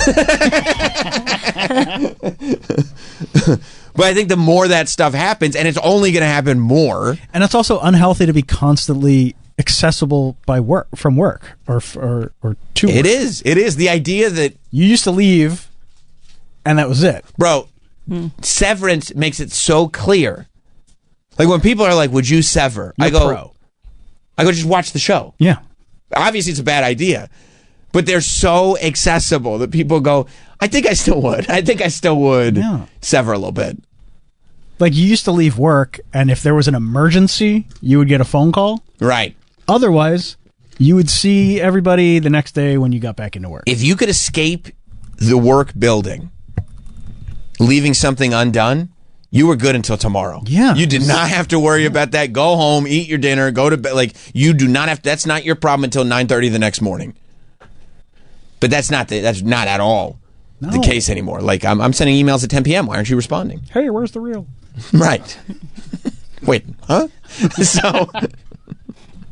So that's why I think... and that's unhealthy. Like, and I'm so guilty of it. Like, of course, because I'm constantly checking my work email.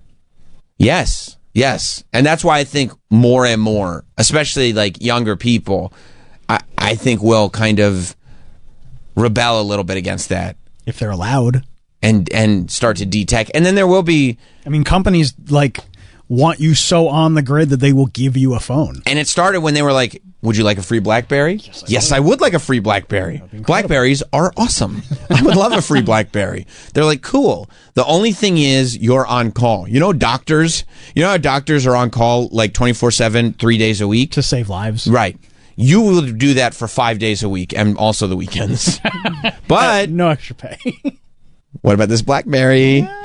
BlackBerries are very cool. And it's complimentary. Yeah. Also, we can read all your emails. But I can send them on a BlackBerry, right? Yes. Yeah. Yes, you can send them on a BlackBerry. Type much faster. Yeah. Okay. But so Apple's not doing a flip phone. Apple is rumored that they are finally going to put out their foldable phone, which feels more like a hybrid, like phone / mini iPad. Yeah. Like I've seen the Samsung ones. Yeah. And they look stupid. This feels a little behind the 8 ball. I feel like they would only do this if you can't see the fold, because the Samsung ones that I have seen, you see the fold. You can see the fold, and Yeah. it looks ridiculous. Yeah, I mean, they'll get people somewhat excited about this, but I don't think this is a game changer. No. I think this is an additional product that is available. Yeah. And you're like, oh, I guess I would like a mini iPad on the train, maybe? Just get an iPad mini. You could. Yeah. But then you have to pay for service on it. That is true. I'm only paying for service on this one. Just tether. I didn't think about tethering. You just nailed it. Well, problem solved. Yeah, I mean, I don't see myself needing. Like, I've never looked. I mean, this iPhone is massive. It's a monstrous phone.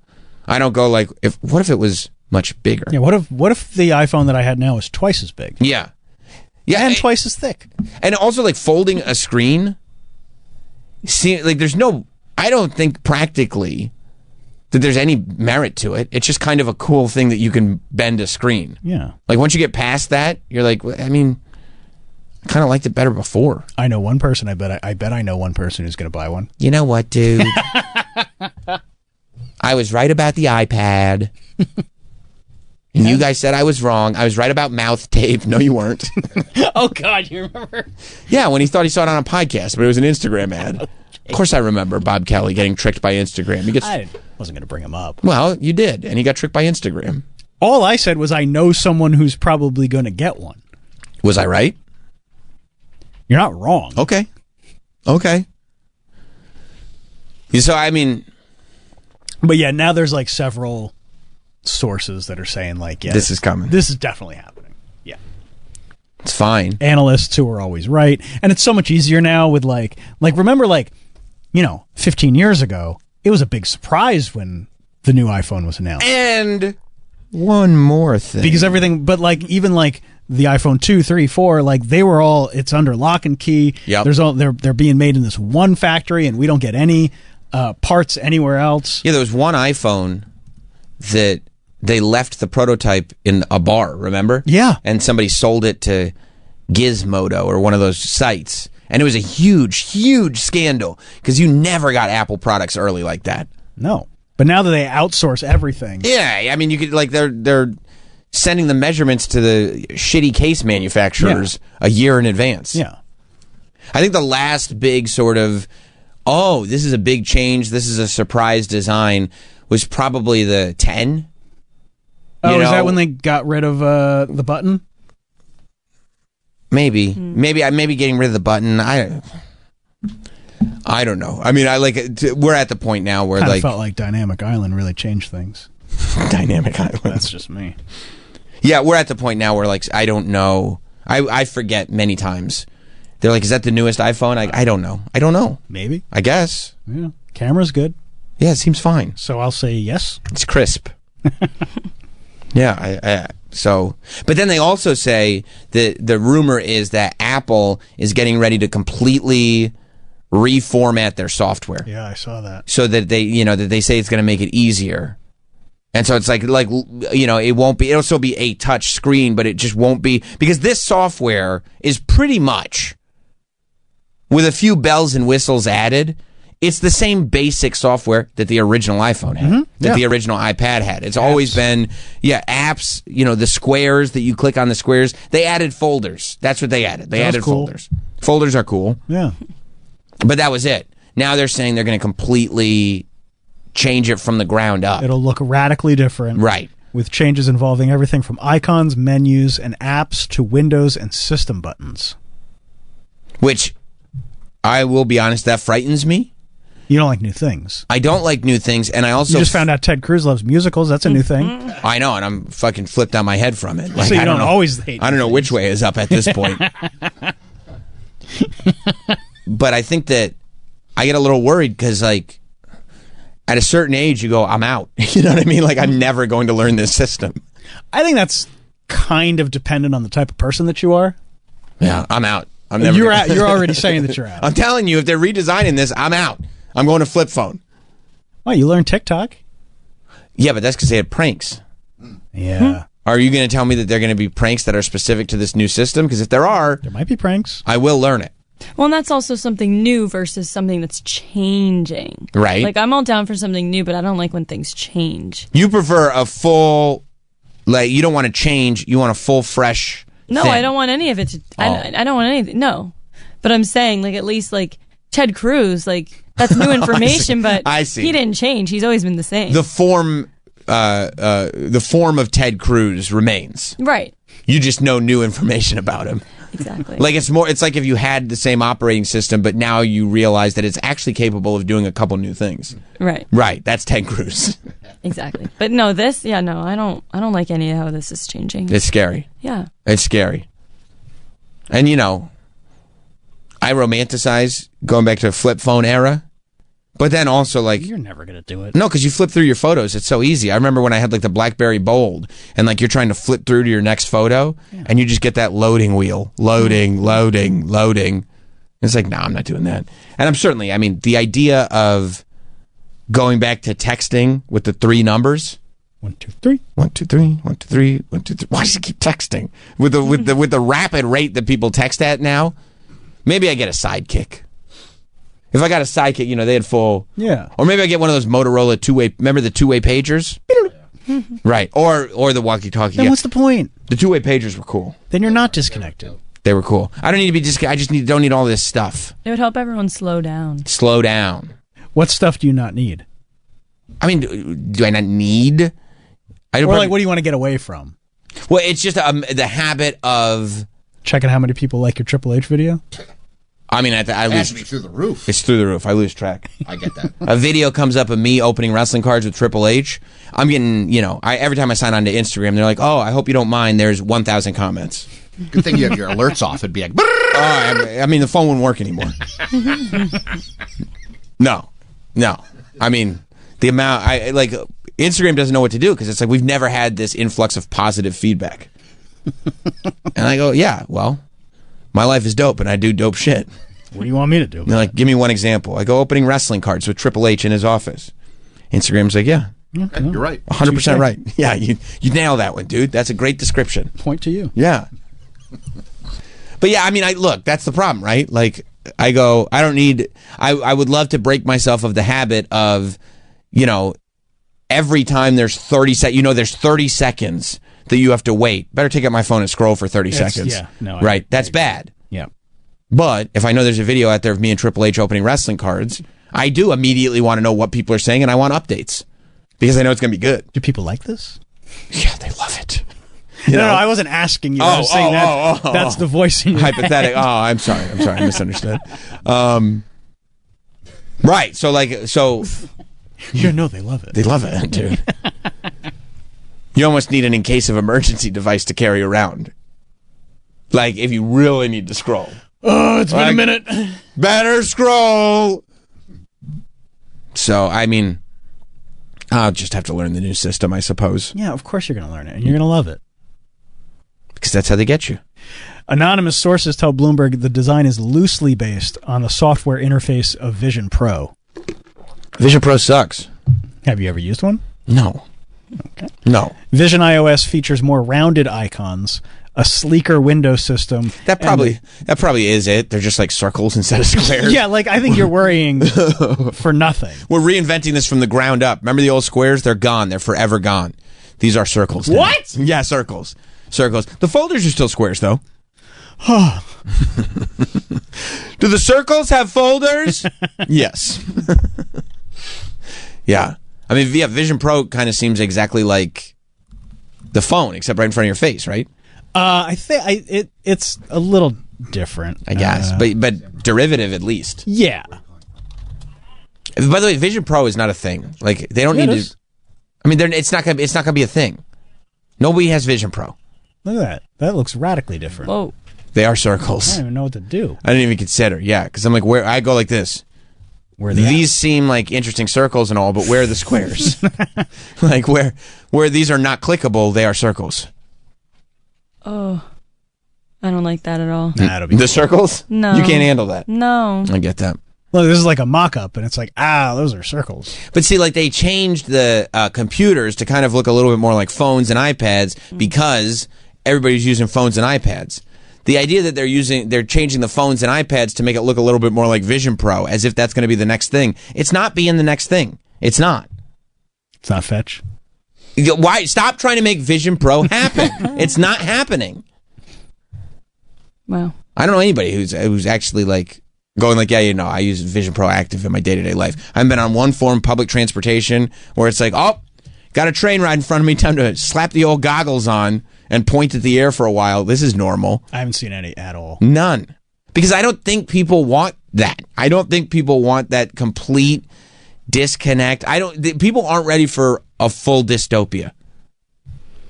We're all aware that we're headed in that direction, but I think right before that end line, people don't want it. Well, yeah, because people keep rejecting like Google Glasses. It's too far. Yeah. You don't want something like, because at least you're holding a screen in front of your face. There is you can pretend that you're in control because it's in your hand. The idea that it's just constantly in your face all the time, people don't want that. That's not to say that it won't eventually happen. It's invasive. There's something that is totally invasive about it. That like we're not there. And if anything, you might have people that are younger going like, this isn't, to us, it's all a cool, like it feels like it's all grown because we remember what it was like before we had any of this stuff. Yeah. To people that are born with all this nonsense, they're like, the last thing we want is more. Yeah, less, please. Yeah. It's too much. And they were born this way. Yeah, baby. We were born this way. TJ in St. Louis. Hey, salutations, boys. Yeah. Fine shits. So, hey, so I'm first off, I'm Pixel Gang, but looking at the iPhone 17 leaks, that thing is going to look like a Pixel too. So, new design, new hardware. It's going to be great for y'all. Have a good day, boys. How do you, TJ? Before you hang up? Yeah, of course. Because I've thought about this, getting off this iPhone system, getting to the Pixel, getting to something different, right? Just to do something different finally. How do you deal with the fact that you are a green bubble? This is what has stopped me from doing all of it. Oh man. Yeah. That all the normie iPhoners like myself, we all look down upon you. When a green bubble pops up, it's like, really? Right. So I'm actually an adult, Sam, so I don't care about green bubbles. And they've also moved over to RCS, so it doesn't look like I'm taking photos with a potato anymore. So that's good. But yeah, just growing up is part of maturing, Sam. Interesting. Okay, I'll take that into account. Thank you, TJ. Yeah. Have a good day, boys. He's actually an adult. Yeah, but Sam, you can't text Stone Cold and have a green bubble pop up. What? Sam. I know for a fact every green bubble Stone Cold gets a response from a blue bubble that says what? Like you got to think about your image. Plus, what would Travis and Hot Dog say in the group text? We wouldn't even group text with you anymore. It would be over. You'd have to move over to WhatsApp. Is that what you do? Because I was going to say your fiance is an Android, right? Yeah. I would just go on WhatsApp. You WhatsApp. And I understand. Like I used to make fun of her for doing that, but then I saw how great her pictures look and her video looks, and it's so superior to the iPhone. It is. Yes. Have you thought that's only because you're really bad at taking photos and videos? I thought about that, but then I let her take a photo. Smart. Very smart, I was dude. like, you take the same photo. That's a smart thing to do. Yes, because you go like, you know what? This could be operator error. Yeah. Let's choose a different operator with the same equipment. Yep. Nope, same. Genius. Same food, different operator, different equipment. So you did the troubleshooting. I did. All right. And That's I'm great, telling dude. you, it's far superior. I've seen that. What does she have? A Galaxy or something? Yeah. So if you're a plus WhatsApp is not it's encrypted, right? I think so. You can say whatever you want on there. Yeah. The government can't do a thing about it. Nope. They wish. Never going to happen, bud. That's what I would say. Good luck with that. They're like 6969. I go, you broke in. You figured out my code. God damn it. Damn it. Again. Man. Well, I'm not changing it. It's too funny. It's too good. It's too good. Yeah, I mean, look, it's interesting because I think that's like we all love Black Mirror. Yeah, but it feels very much like we've caught up to it. Meaning, not that we've seen all the episodes, like technologically and societally, we've kind of caught up to Black Mirror. So I do feel like Charlie Brooker must be having more and more difficulty. I understand why the seasons are so few and far between now. Right, trying to figure out the what ifs because it's like, well, we're doing it already. Like, that's why they had to go kind of, some people liked it, some people did not like it. In the last season, the first episode, where it was the whole, like, AI, you're inside this thing. I thought it was good. It wasn't great, but I would agree because it was, but I also think it was because it wasn't as relatable as some of the other ones. Like some of the other ones that people love and that I love are because they're very relatable with this one tweak that is possible. Yeah. And you go, oh, I could see that. Like I could see where I would get the robot that mimics my dead, significant other. I could see where I would get the eye implant to install all my memories in there. Not that far away. Right. But I also love the ones that really aren't like technologically advanced, but like they're just like the horror one that they did in the last season where the werewolf one or whatever. No, I'm sorry. Maybe it wasn't like horror, but like when there's that videotape and the kid finds out that like wasn't it the documentary one. Yeah, that was great. Like that that's was great. But that has nothing to do with technology. No, but it's more of a current day commentary on what is going on with like us and Netflix that they're actually on, and that was a really good one. That was great. I mean, White Bear's my favorite episode. White Bear's incredible. That has nothing to do with technology. No. It's just like, look what we can fucking do to you. Hot Dog loves the video game one. Yeah, that's his favorite one. He loves the video game one. Where the guys play the video game together. Just so they can make out. Yeah, he keeps talking. Every time we talk about Black Mirror, he's like, yeah, you got to bring up the video game one, right? And it's like, no, we're not. I mean, that's fine. It's a fine episode. We're not talking about that right now. Oh, okay, whatever. Let me know when you are. But they did drop a trailer. Striking Vipers. He loves Striking Vipers. He's even calling me, you want to play Striking Vipers? I go, Hot Dog, it's not a real game. That's not even a thing. It's not a real game, dude. Stop. No. I don't. I won't even play 2K with him. Because he tries, because you know what he does? I mean, that's what we say. What if we kiss? I go, Hot Dog, stop going Striking Vipers on me. You got to stop that stuff. Fine, whatever. I'm not going to keep playing with you if you keep, we're in Fortnite. There's no Striking Vipers. You want to go in this room? No. No, dude. No. All right, fine. But they did just drop a trailer. And this is soon. This is like next month, right? Next month. You know why? I figured this out. There's so much stuff coming out next month. Yeah. Because it's like Emmy cutoff month.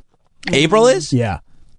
That's why like there's a bunch of new seasons of stuff coming out next month. Good for us. Yeah. The consumer. Oh. Yeah. And it's not even like a mini season. Remember when they did that one? I always worry when they're like, we got new Black Mirror coming. I didn't even know this was coming, by the way. Was this a surprise? Yes, of course you knew. Did I? Yeah, you knew. They announced it like last year because they said that he was doing a sequel to USS Callister. Yeah, of course. And we got very excited. Yeah. I forgot I was excited. Yeah. So, but I always get worried that he's going to do like that thing again where he did the 3 episodes. Yeah. Because the one with Miley Cyrus and like, Yeah. You see that Miley Cyrus Black Mirror? Yep. What'd you think? I loved it. It's the only Black Mirror episode I've seen. But oh, they're so good. A lot of them are really good. But you can really only watch like one a day because some of them. Because it's so. Good. I mean, you need to decompress. Yeah, I sit there like the credits are rolling and I'm like, I don't feel good at all. Fuck. and I keep going back to them too. Those are the ones that really hurt. Yeah, are the ones that I keep watching. Like my wife does not understand it at all. I'm like, let's watch the crocodile episode again. And she's like, no, I don't want to watch that. No, I don't want to feel that way. Like feel in what way? Like depleted.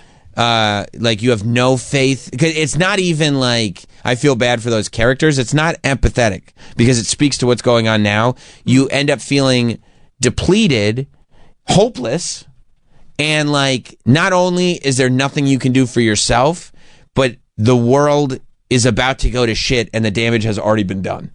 and a lot of them deal with technology. Yeah. And how, like, the name of the show, So Black there are Mirror. actual like parallels to our actual all of it society. is. Oh, yeah. There's one about, like, robot, like, Chicken. dogs. no, No. it's fucking crazy. But, I mean, we're there. Yeah. Of course, they literally have the robot They're in cars. Times Square. Yeah. Yeah, Travis, I think was about to say it, but so I'll steal his observation. Go ahead. Black Mirror is when your phone is off, but you can see your reflection in your phone. Yeah, you know, it's like a black screen, but you still see yourself back in it. Yeah, I didn't know that. Yeah, I mean, so there's so many. Like you're sitting there going, like, oh my god, these people would be so happy, except they gave into technology. And by the way, I would also give into technology because that's what they do on all these episodes. They make you empathize with the person and then go, yep, I would do that. Yep, I would do that. And then you go, oh, fuck, I was the villain this whole time. And I would do that. Oh, no. I mean, 15 million, what is it called? 15 million merits or whatever? I mean, of course. Like, China's there. Like, that's how their whole entire, like, system works. Yeah. You're on a merit-based system now. And I think it's a matter of time before your daughter beats you to death with an iPad. I don't know if... Remember that episode, though? Yeah, I know. Remember that episode, though? I do. But we don't, like, track her like that. Could you see Travis's daughter beating him to death with an iPad? 1,000%. We've talked about that before. We'll go to lunch, and I worry about it. I go to McClure, and I go, just make sure that you have a backup in place. Because we could be weeks away from Travis's daughter beating him to death with an iPad. I thought we had a good relationship. But look at this. I thought all the tracking I was doing was to her benefit. But look at the episode, is what I'm saying. No, they no, had I a good remember. relationship. Yeah. Things can turn real quick. She was just afraid of dogs. She's just afraid of dogs. No, I know. We're just trying to help her because she was afraid of dogs. That was a bad one. And now you're watching her do God knows what with God knows who. Poor girl doesn't have a life. Danielle, you should watch Black Mirror. It's wild. Yeah, I feel like this is, you guys are getting me. Oh, the Christmas special? With John Hamm? Yeah. Great. White Christmas? Yes. Is that what it's called? Because it's like multiple episodes in one, but they get more and more fucked up. And then the very end, you're just like, oh, God, no. That's a great one. Yeah. When they just spin the dial. And you're like, oh, my God. I might be go through all of them. I might be in for a Black Mirror rewatch. I mean, there's every single one of them. Even I've ranked them before. Me too. Yeah. Me too. I've ranked, and like, it's so funny. Like people will disagree, but all the happy ones I put at the end of the list. Like I'm not into them. Like I know that there are a lot of people. Jim, one of his favorite episodes is San Junipero. And I'm like, skip. And I can never watch that one again and be totally fine. Not that it's a bad story. But the story is that regardless of technology, love finds a way. And I'm like, cool. Awesome. Skip. Yeah. Skip. Anyway, where's the one where the daughter beats her mom to death with an iPad? So yeah, we get worried because, you know, Black Mirror is at the point. First of all, it is a miracle that they've done 6 seasons of this show and a movie. Oh. And it is still not bad. Yeah. I mean, they have bad episodes, but sure, but you can't, like, then they also, like, the newest season had multiple episodes that were really good. Oh yeah. Right. The fact that they're still doing it on a show that's this high concept is nuts. Yep. Especially with one guy behind it. Crazy. So they're getting ready to drop season 7 next month, and they dropped a teaser. And I got worried. Watch this? I watched it. Okay. Of course I did. Sorry. Because I got very worried watching it because it felt like everything was from like 3 episodes, all the clips that they showed. Mm-hmm. So I go, oh, they're only giving us 3. But then at the end of the thing, they said 6 new stories. Ooh. And I went, let's go! I was happy with that. Yeah. All right, hang on. Yeah. And then you got there it is. Well, we know who she is. We'd like to welcome the you penguin. Yep. Ready? Yeah. 3, 2. And action. They call it mind expanding. It alters your neuronal structure. They got pig vomit in this. They got pig virus. They got Aquafina. Suddenly, we're not just more receptive. That guy with the long hair that looks like long legs. That guy. He doesn't look like long legs. Sometimes we have to do things that we don't want to do. What's her name from The Office? I just want something That's right. magical, timeless. Come with me.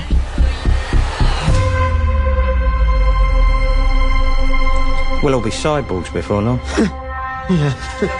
Just remember that they're AIs. To them, this is real.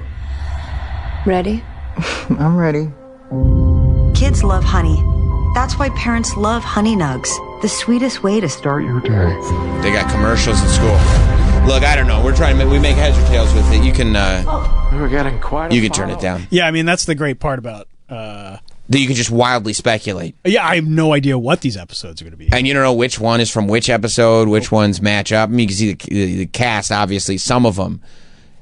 But yeah, like I said, I mean, I'm watching this going like, what is this, like 3 episodes? You find out it's 6. Yeah, because it does look like it's so hard to tell. What's great is that they have somebody in, because the first thing I thought when Apple came out with Vision Pro, and you could see the eyeballs of the person wearing the Vision Pro, but then you find out that the eyes that you're seeing are not actually their eyes, that there's a camera inside that is then showing the video of the eyeballs on the outside.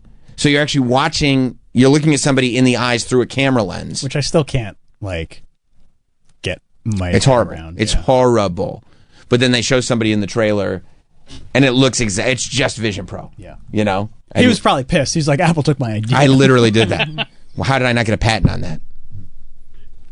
Yeah, so I'm super pumped about it. I think it's, my expectations are high. They've done nothing to quell any of my expectations about Black Mirror. It's such a good show. I'm in until there's a reason not to be. Yeah. And he's the type of guy, he's like what's his name, Charlie Brooker? Yep. He's the type of guy who's like Larry David, where it's like, however long it takes, I'll see you then. And guess what? There are a handful of people that have earned that right. Yeah. There are a handful of people. Larry David earned it. And he kept the integrity of the show throughout. Years would be gone, and he'd still come back with the same integrity of Curb. Mm-hmm. Charlie's the same way. Like as long as the integrity of the show remains, whatever you need, bud. You need 1 year. You need 8 years. That's right. I'm good. I'm in it for Bandersnatch. I'm in it for all of it. Whatever you need from me, bud. I'm here for you. I will choose my own adventure. That's right. That's right. And they're like, except if you have Apple TV. And I go, well, that's most of us. That's almost everybody. I remember I had to watch that on PlayStation. Same. Yeah. Same, because I was trying to pick my own adventure. Danielle, there's a Black Mirror movie that you can choose what you want to happen. It's a choose your own adventure movie. And then the movie goes in that direction. Well, it's almost like a cutscene of a video game, except it's a movie where they go. It's like a movie, like a movie,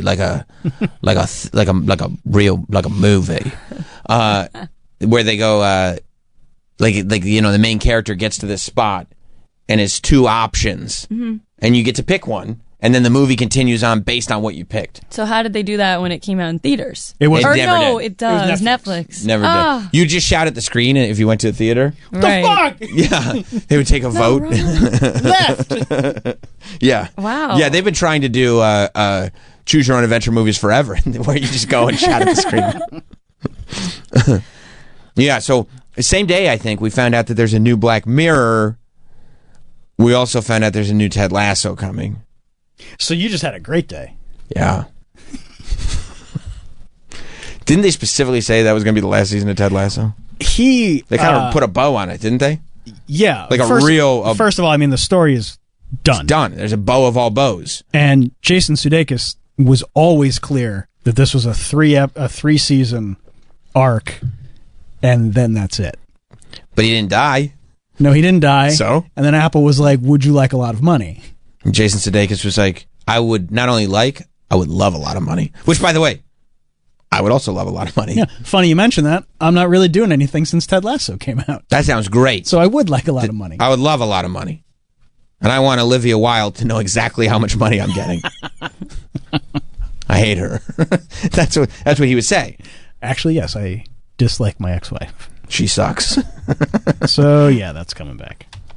Yeah, they're saying it, but now it's a new story, I guess. It's a new story. I think what I read is that he's coaching a girls' soccer team. Ladies. A ladies' soccer team. Ladies' soccer. Well, I wasn't sure if it was like young girls or whatever. That'd be weird. He's got a kid. Retired, and now he's just a high school coach. It could be weird. It could be. They could make it like a teen melodrama. Yeah. Deion Sanders is coaching football. You talking about Coach Prime? Yeah.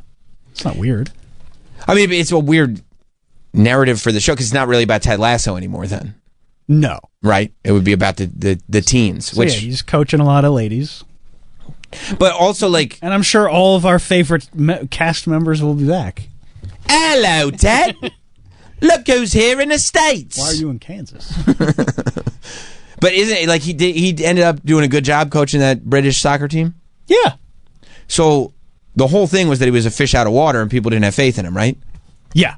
But now people would have a lot of faith in him. Yeah. All right. Kind of changes the whole dynamic, no? Maybe he'll fail. And then he's got to rebuild? Yeah. Cool. Don't ask me. I don't get paid to write this set. Listen, I just hope we see beautiful people. I'm sure we will. With problems that are relatable, but not that bad, that get solved. That's all I'm hoping. And most of these streamers refuse to do shows like that. That's definitely not every single show that they come out with, where it's beautiful people with with great interior design in their houses. With problems that are relatable, not that bad, but get solved. I'm looking for a show like that. If anybody can point me in the direction of a show like that, that would be great. I can't think of one. Nope. Definitely not that Harrison Ford is a psychiatrist show. That's not like that at all. Have you watched that? Yeah, it's the same show. It's Ted Lasso, except with the therapist and Indiana Jones. Of course she does. So does mine. Of course. And what am I going to say? Yeah, it's fine. Jefferson Darcy's in it. Of course. Yeah. Every time he comes on the screen, I'm like, that's Jefferson Darcy. That's Jefferson Darcy. That's fun. Yeah. Where's his No Ma'am shirt? But I mean, it's annoying because it's another show that it's like, oh, you don't like that? And I go, no, not really. And they go, oh, I guess you're a bad person. And I'm like, fuck. I didn't realize. Yeah, like I would not call it incredible like some people do. No. It's fine. It's shiny, happy people. You know, I mean, it's beautiful people, fairly well off, but not too well off. Great houses. Yeah, that have beautiful houses with great interior design. I love the theme song because Ben Gabbard from Death Cab for Cutie did it. Sure, of course. They have problems, but not that bad. They can get solved, and we'll feel better. And they all help each other. And they all help. Yeah. And what's the common thread? That guy from Ted Lasso. That's right. That's right. The guy from Ted Lasso will be there for every single one. I mean, look, maybe I do have the problem, because meanwhile I'm sitting here advocating for the shows that I sit in the dark after I watch and make me feel like we don't have a prayer of survival for humanity. No, I like those shows. Yeah, but people don't like feeling like that. I understand that. Maybe not. I don't. Yeah, I'm with you. Of course. Of course. Yeah. I'd rather watch something that's stressing me out. Yeah. I feel like can I tell you the truth? I would love to hear that. I feel like my brain is melting when those shows are on. When Shameless is on? No, not Shameless. Is that what it's called? No, Shameless is great. The William H. Macy show. No. No, it's called Beautiful People with Great Interior Designers that have kind of problems. Shrinking. But shrinking. That's it. AKA Shrinking. When Shrinking's on, when Ted Lasso's on, well, so many of these shows are on. And I like What's-His-Face? I like all of them. Jason Segel, I like all of them. I don't have any personal problems with any of them. Yeah. And I'm real worried because this is why I didn't even want to talk about it. Ted Lasso's going to come back and they're going to be like, oh, do you want to have him in studio? I'm like, of course. It's a big show. I'm not going to be able to tell anyone to their face that I don't like the show, but everyone listening is going to know I'm a fraud like Ted Cruz. You want to tell Jason Sudeikis? No, I'm not going to tell him his show stinks. Be like, hey, your show stinks, but props to you. But yeah, you're probably making a lot of money. So also remember Chip Chipperson? Yeah, that's the direction I'd like to go in, but I can't. And then everybody goes like this: oh, you got to see this show. And I watch it. I'm like, I shouldn't have seen it. Or just get the other girl in and talk about her Fargo. I love Fargo. She was great in Fargo. Fargo's so good. Oh my God, she was amazing in Fargo. Yeah. It was like the perfect thing for her to do after Ted Lasso. She got the forehead, that girl. Yeah. I don't know if you got to say it like that. That's who we're talking about. You could just say the British one that was in Fargo. Oh, she is British. Yeah. That's just the other thing I thought of first. But yeah, she was amazing in Fargo. Yeah. And she just like, you don't know, like Juno Temple. Juno Temple rules from Fargo. We love Juno Temple. Yeah. From Fargo. Yeah. By the way, Fargo is like one of the best shows on television. And that's what frustrates me. I don't mind Ted Lasso existing. I don't mind if you like Ted Lasso. I don't judge you if you like Ted Lasso, by the way. A lot of people do. I may be in the wrong. But just the idea that, like, I can't go anywhere without somebody talking about, like, the beautiful shows. Still? Everybody even though they're not on? Everybody loves them. Everybody loves them. And I can't, like, get a conversation going with somebody about the Fargo show. Nobody's ever seen it. They're like, what are you talking about? I go, no, every season's different. It's amazing. You mean the movie? They're like, oh, yeah, I think I saw that movie. Wasn't it kind of sad? I go, whatever, dude. Whatever. I mean, it's so good. John Hamm just stands up after taking a bath in that bucket with his nipple piercings. And there's no sort of, here's why the nipple piercings were important. It's just like, yeah, this character would have nipple piercings. That was probably his choice. Probably. And he made a great choice. He probably really got them done. Yeah, I love most seasons of Fargo. Yeah. Chris Rock season's okay. It's okay. It's fine. I'm not mad at it. But it's forgettable. Which is better, because I love the first season is unbelievable. First season's untouchable. Second season's untouchable. Second season's untouchable. Second season is the one with Fat Damon in it? Yeah. Yeah. Yeah. Yeah. Second season's untouchable. Right? Yeah. Third season. Second season has what's his face from the fucking Conjuring movies. Yeah. Love him. Patrick Wilson. Patrick Wilson. That's my guy, too. He lives in Jersey. I sat behind him at Metallica, and I've interviewed him a bunch of times, and he remembers me. Just thought I'd share the story. That's cool, right, Troy? Awesome. Was that a good story? Fuck yeah. Okay, let me write that down so I remember to repeat that. Season 3 is the one when Ewan McGregor did 2 characters. Good. Not untouchable. It was good. Good. He was really good. Because he was did 2 great. Characters. Season 4 is the Chris Rock season. Okay. It's okay. It dipped. Jason Schwartzman, I remember him being in it. It was good. It's okay. Yeah. But you start to worry. Yes. Because you had 2 great seasons, and then you have good, and then you have okay, and you're like, uh-oh, I guess we're done. Season 5. And then season 5 comes back and hits you like a mallet. Yeah. They're like, oh no, we just remembered what you were looking for. Because season 5 is great. Oh, and Jennifer Jason Leigh's great. She's amazing in it. Yeah, season 5 Fargo is great. Yeah. Dave Foley was in it. He was great. He was awesome. Season 1, 2, 5, must watch. Yeah. Must watch. In that order. Yeah. Yeah, I would say so. 1 is untouchable. 1 is such a perfect story. Billy Bob. And you think it's over, and you realize there's 2 more episodes. Yeah. Billy Bob, Martin Freeman. Choice. Make this. It's up to you. What do you want to do? This? Yeah. Yeah. God damn it. I've never been more scared of somebody. There's so much rewatching that I have to do. Meanwhile, I'm trying to get through White Lotus. I still got Severance episodes. You got like 8 jobs. And I forgot. And these kids. And all these kids. Are you caught up on Severance? No, I'm in season 2. I don't think I'm You better catch up before the finale this weekend. Oh, I'm definitely not Here up. you get some spoilers. Oh, yeah. I'm already seeing this White Lotus. Everybody's talking about. I'm dying to see the Sam Rockwell, Walton Goggins scene. Yeah. I'm dying to see it. And I don't know what it is. I'm still in season 2. And I'm dying to, but I can't skip ahead. I think we're going to start season 3 tonight. You didn't watch season 1 or 2? I watched 2. I watched 1. Okay. I didn't watch 2. Okay. I think Kathy Kelly told me what happens at the end. I'm good. We're good. All right. We got it. Yeah. Yeah, I think you'd be all right. But I got to get through season 2. I got to do it the right way. You got to do it the right way. You started with Traitor season 3. You didn't even watch 1 and 2. You mean to tell me that integrity-wise and narratively speaking, you didn't know who the hell Kate was when she came back in Traitor season 3 when they were doing the chess game? Oh, yeah. You didn't know who she was. I didn't know who half the people were on that show. I don't know anything about Scandavals. I didn't know who any of those people were. They're like, oh my God, Gabby's here. I'm like, Kathy's over here going like, yeah, she does all the TikTok sounds. I'm like, TikTok sounds? The hell are you talking about? You mean that app where people scream in the grocery store? Yeah, I don't know who anybody is on the Traitors. I don't need to know. All right. They're like, oh, look at this crazy girl from Survivor. I'm like, Survivor went off the air in the early 2000s. No? I guess it's still on. And I don't think that the Traitors is built with the same level of integrity that White Lotus is. God bless. It might be. I don't know for sure. They're both standalone Fruits. story. Fruits. It's a standalone story. All right, let's take a break. So much to do. We'll be right back. We'll be right back with Sam Roberts Show.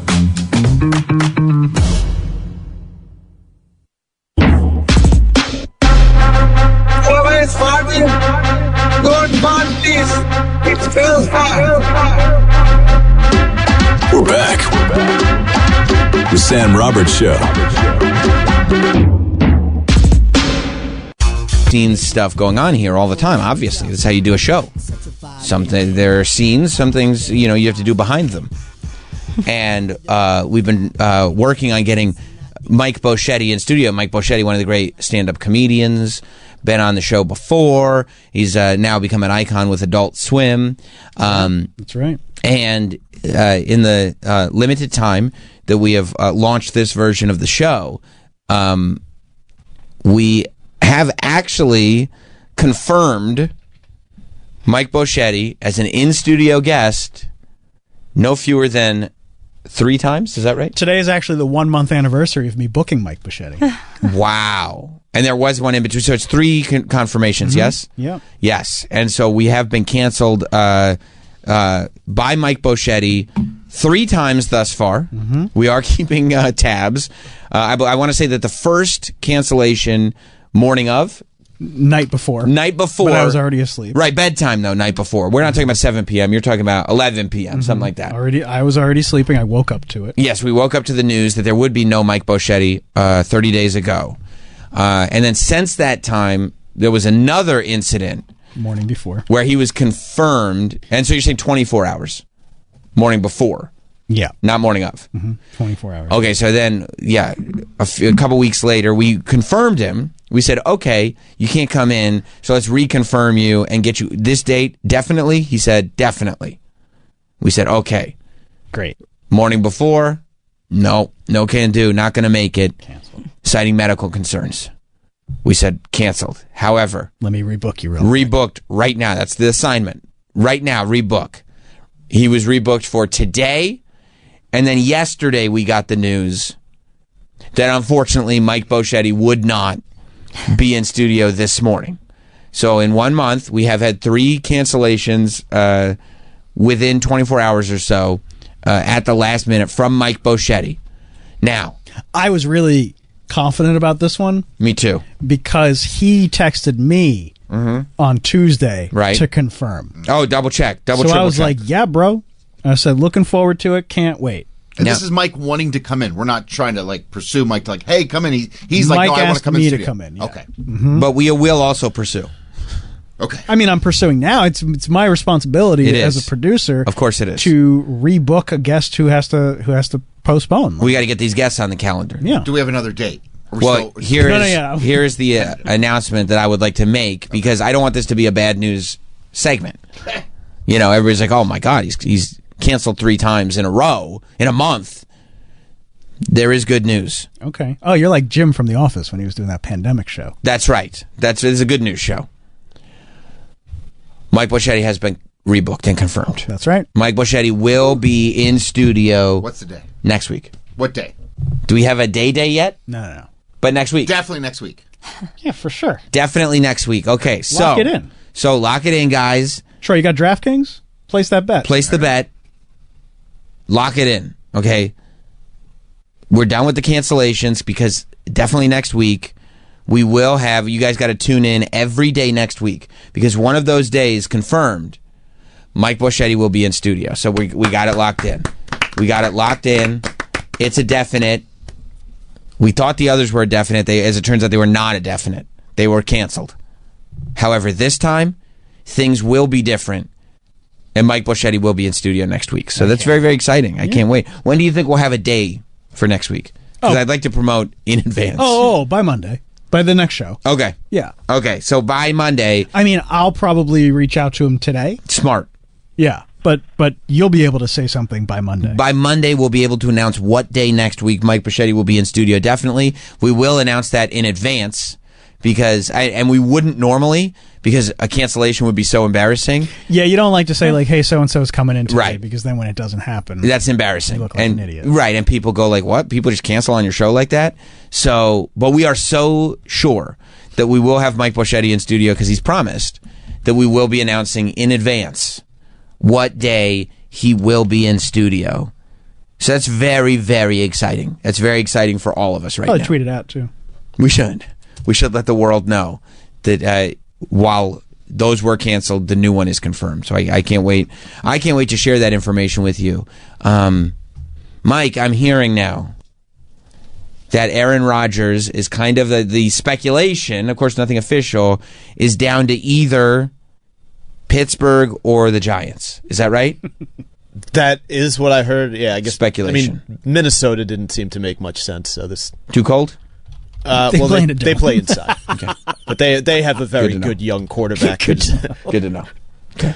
Because I was thinking it's supposed to be back this season. Be freezing over there. But okay, so he'll be back, and it's not a weather-related problem. It's more the way the team's set up. Okay. Aaron also played in Green Bay, so I don't know that. Wisconsin.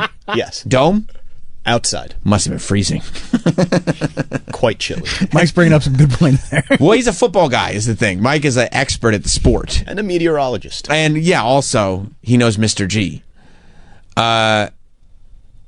Yeah, so Aaron Rodgers are saying it's kind of... Rodgers seemingly is down to just the Giants and the Steelers after the Vikings passed on signing him, and he's in no rush to decide his 2025 plans, is what ESPN reported on Wednesday. Okay, so we don't know exactly when we're going to get... I don't even think he's booked the Darkness Retreat yet. Is that where you just get to see the darkness every single night? Yep, they just play, I believe, in a thing called Love.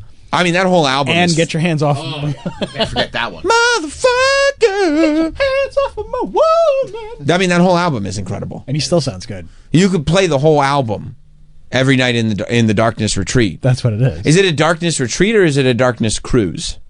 No. It's a retreat. Oh, okay. Yeah. All right. Band cruises are so out. Right. You like band retreats. Darkness retreats are in. Are what's in right now. Yeah. Okay. So he'll just like, third time he's heard Growing on Me, he'll go, you know what? I think I know what this is about. I'm feeling the Giants right now. They still do ayahuasca, but it's just the darkness is playing the whole time. I mean, that's my fantasy. That it's seeing the darkness? Seeing the darkness while doing ayahuasca on a retreat and seeing them play every single night. Yes. That's a weird fantasy to have. That's my fantasy. It's been my fantasy for a long time. Good for you. Ever since I was a college kid, up late, MTV was on, they're playing music videos, and the music video for I Believe in a Thing Called Love comes on, and my life was changed forever. Forever. You're like, damn, look at this guy. Oh my God. I'm like, is this a parody? No, this is the real thing. Is this old? No, it's brand new. Those are his nipples. Right. Oh. Permission to Land, start to finish. Black Shuck. Everything on this album is banger after banger. Untouchable. Yeah. Benny in Minnesota. All right, I got a question and then a comment. Nice. Who the fuck is this Mike Bichetti? It's Bo Shetty. He's one of the top comedians, icon of Adult Swim. It's on the biggest show on Adult Swim. He was on. He was a sidekick on the Artie Lang Show. He's been on incarnations of the morning show on this channel. You know, he's Mike Boschetti. Everybody knows him. Yeah, I don't, so must be a whatever. And I watch a lot of Adult Swim, but I don't watch the stoner fucking cartoons after midnight. So. Well, then I think you're just watching Cartoon Network. I don't think that's Adult Swim. Oh no! I watched the good shit. You know, the Family Guy, the fuck American Dad. That's nice, bro. Adult Swim. Nice, bro. You're thinking of Fox's animation station or whatever they call it. It's animation domination. Animation domination. Yeah, well, it comes on Adult Swim early, so some people can't stay up all night watching bullshit. But yeah, they have to watch the whole that at 10. Karen Rodgers thing. Yeah, go ahead. Sorry. Yeah, the whole Karen Rodgers. The reason he's taking his fucking time. Right. I heard that. Is because no one fucking wants him. No one wants his bullshit. We're sick of his bullshit in Green Bay and Minnesota. They didn't want his bullshit. He's just toxic. Yeah, except he's a toxic asshole, and he does not want to be coached because he thinks he's way too good. But it says there's two teams that want him. It says the Steelers and the Giants. The way that article is written, it's saying it's up to Aaron Rodgers whether he goes with the Steelers or the Giants. I hope it's the Steelers. It's all about how big of a pay cut he's actually going to have to take because he's not an elite quarterback anymore. He's washed the fuck up. He's not going to be like Brady. So, and he's uncoachable. He's toxic. See, this what happened with the Jets. This is what I was saying. You're not wrong. I get it. You're not wrong. But this is the actual fantasy I was talking about. All I want in life. This is it. Mm-hmm. And I got kids. All I want in life is for Aaron Rodgers to sign with the Giants and be there for one season and just have the most phenomenal season you've ever seen, and get along with the coach, and like make everyone believe, holy shit, was it everyone else the whole time? He still got it. He's amazing. And have all the Jets fans who literally went to the same building and just cried tears for 2 full seasons go, what the fuck happened? What? Right. That's what I want. That's what I want. Now, don't get me wrong. I've watched him in Lambeau, and I've been in Lambeau in the freezing cold. He played pretty good back when he was a young whippersnapper, but yeah, he's fucking done. He's washed up. Just right off into the sunset, Karen, and bye-bye. I love it. I love it. We'll see. Later, boys. Thank you. I love your takes. I did like those takes. Chris in Connecticut? Yes, gentlemen, you guys are doing a great job. My new favorite show, and who would think we could get a tight 60 on Ted Cruz's favorite films today? I know. It was a tight 60. I got to tell you, a lot of people would be surprised, but we somehow jammed a lot into that 60. I just was calling to wish our dear Travis a happy birthday tomorrow. I always remember your one day in front of me back in 1981. So happy birthday, Trav Dog. Thanks, Chris. Is your birthday tomorrow? Yeah. It's the big 6-0 tomorrow, isn't it? 6-0! Troy, this is not your Happy bit. birthday. Mike, you know what I'd like you to do? You don't get to have that bit. I'd like you to, because not only do you do a good job of flexing your literal muscles, 13 minutes left, but you do a good job of flexing your creative muscles.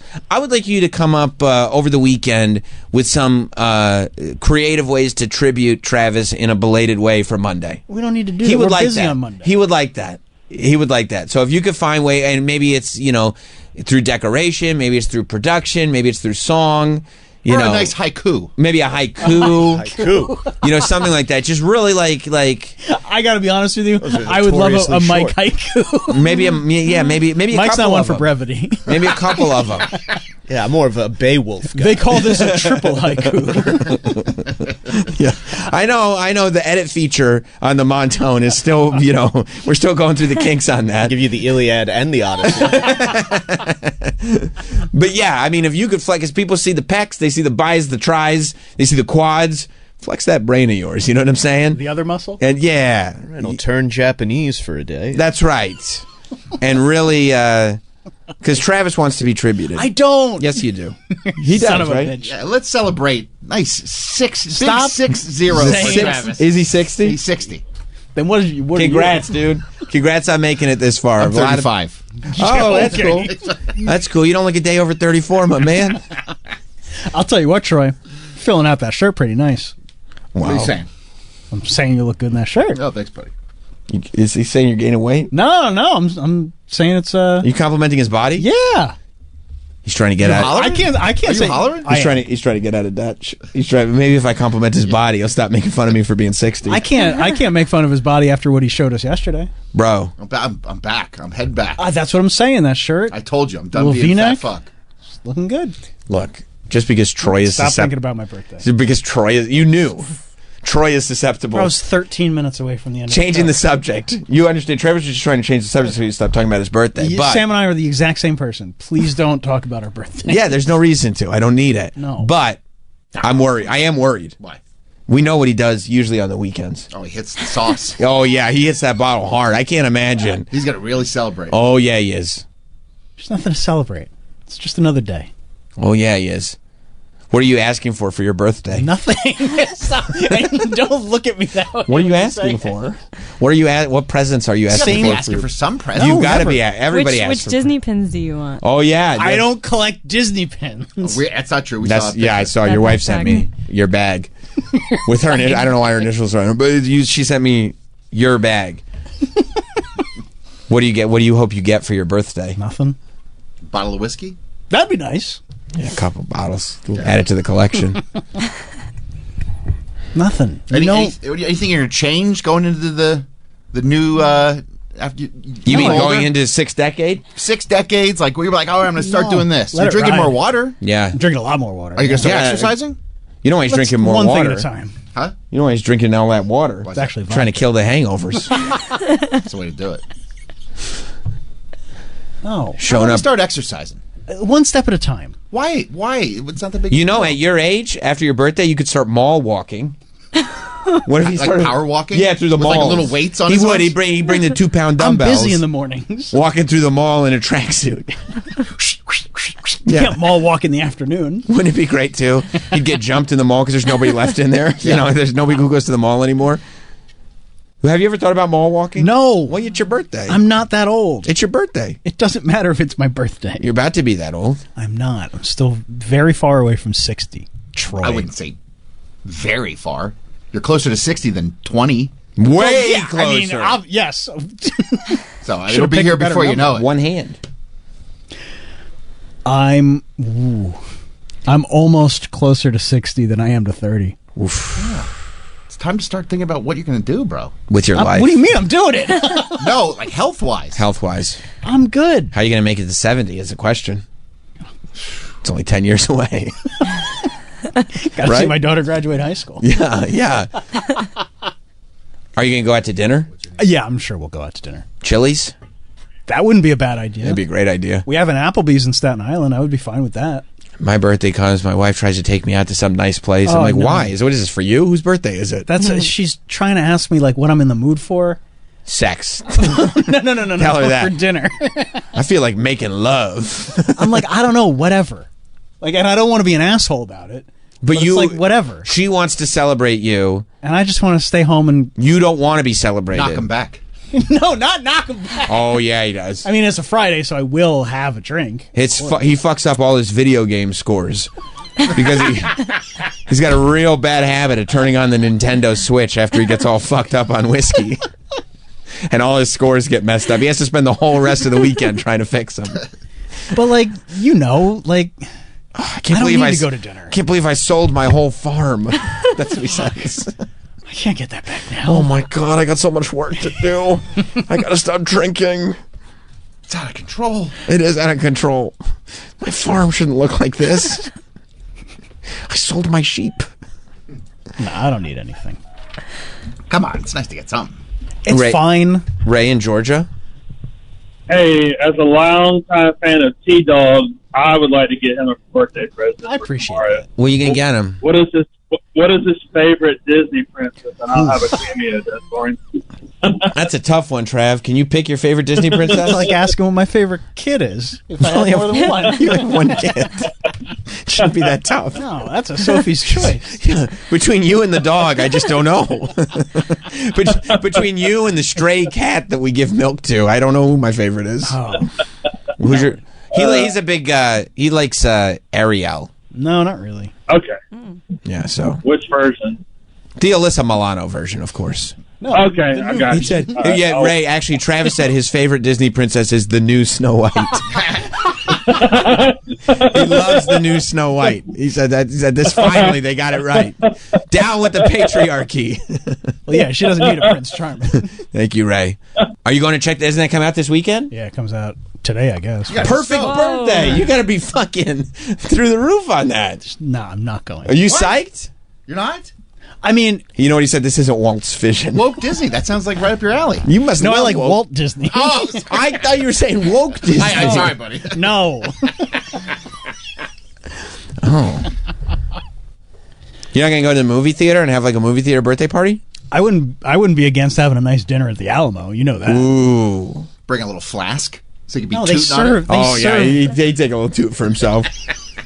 He'd order a Coca-Cola, pour a little something in there. They'd be like, "Sir, we serve drinks here." He's like, "I know, but I like to." I just do my own. Yeah. It's cheaper. Yeah. Maybe that's what he needs, a new flask for his birthday. Oh, there you go. Yep. I don't have a flask. With the Disney princess engraved on it. I don't think That's they right. make those. Wouldn't it be great to get him a flask with the new Snow White engraved on it? I feel like, who's this? That's the new Snow White. He's like, no. The Snow White, the new one. The correct one. Yeah. I like the new Snow White.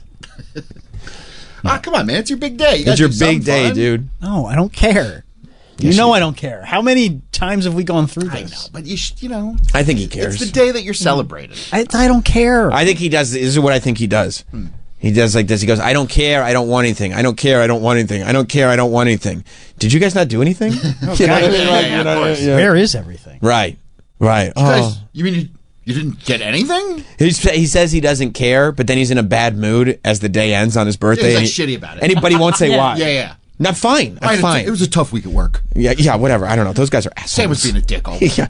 Big surprise. All right, I guess I'm going to bed. Well, if there's nothing else to stay up for. Guess I hit the hay. All right. Man. Yeah, you gotta be celebrating. You don't want any special presents? I couldn't even tell you what I would ask for. Robux? Nice dinner. Yeah, we're going to go out to dinner. But you don't know where? I don't know where. And I would prefer not to know where. Okay. I choose everything else. That's sweet. They'll pick something nice. Okay, sure. You're a decision maker regularly. Yeah. The last thing you want is Somebody to have else to make figure another it out. decision. Especially on your birthday. Yeah, it's going to be Chipotle if I pick. That would be great. And I'd be fine with that. Yeah. Yeah, I mean, I try to... I mean, my wife doesn't understand. She's like, I can make you a cake. I go, Jay, I want You call her fun. Jay? Yeah. That is what I call her. Is it? 100%. Okay. I go, I want funfetti. She's like, what do you... I go, the icing in a can. Like, get the icing in the can. Get the cake in the box. Like, don't stop. It's just stop. Stop trying to add to it. I'm telling you. This is what I actually like. I'm not just saying it. I'm not trying to make things easier for you. I like cake in a box. Dick in a box. I like dick in a box.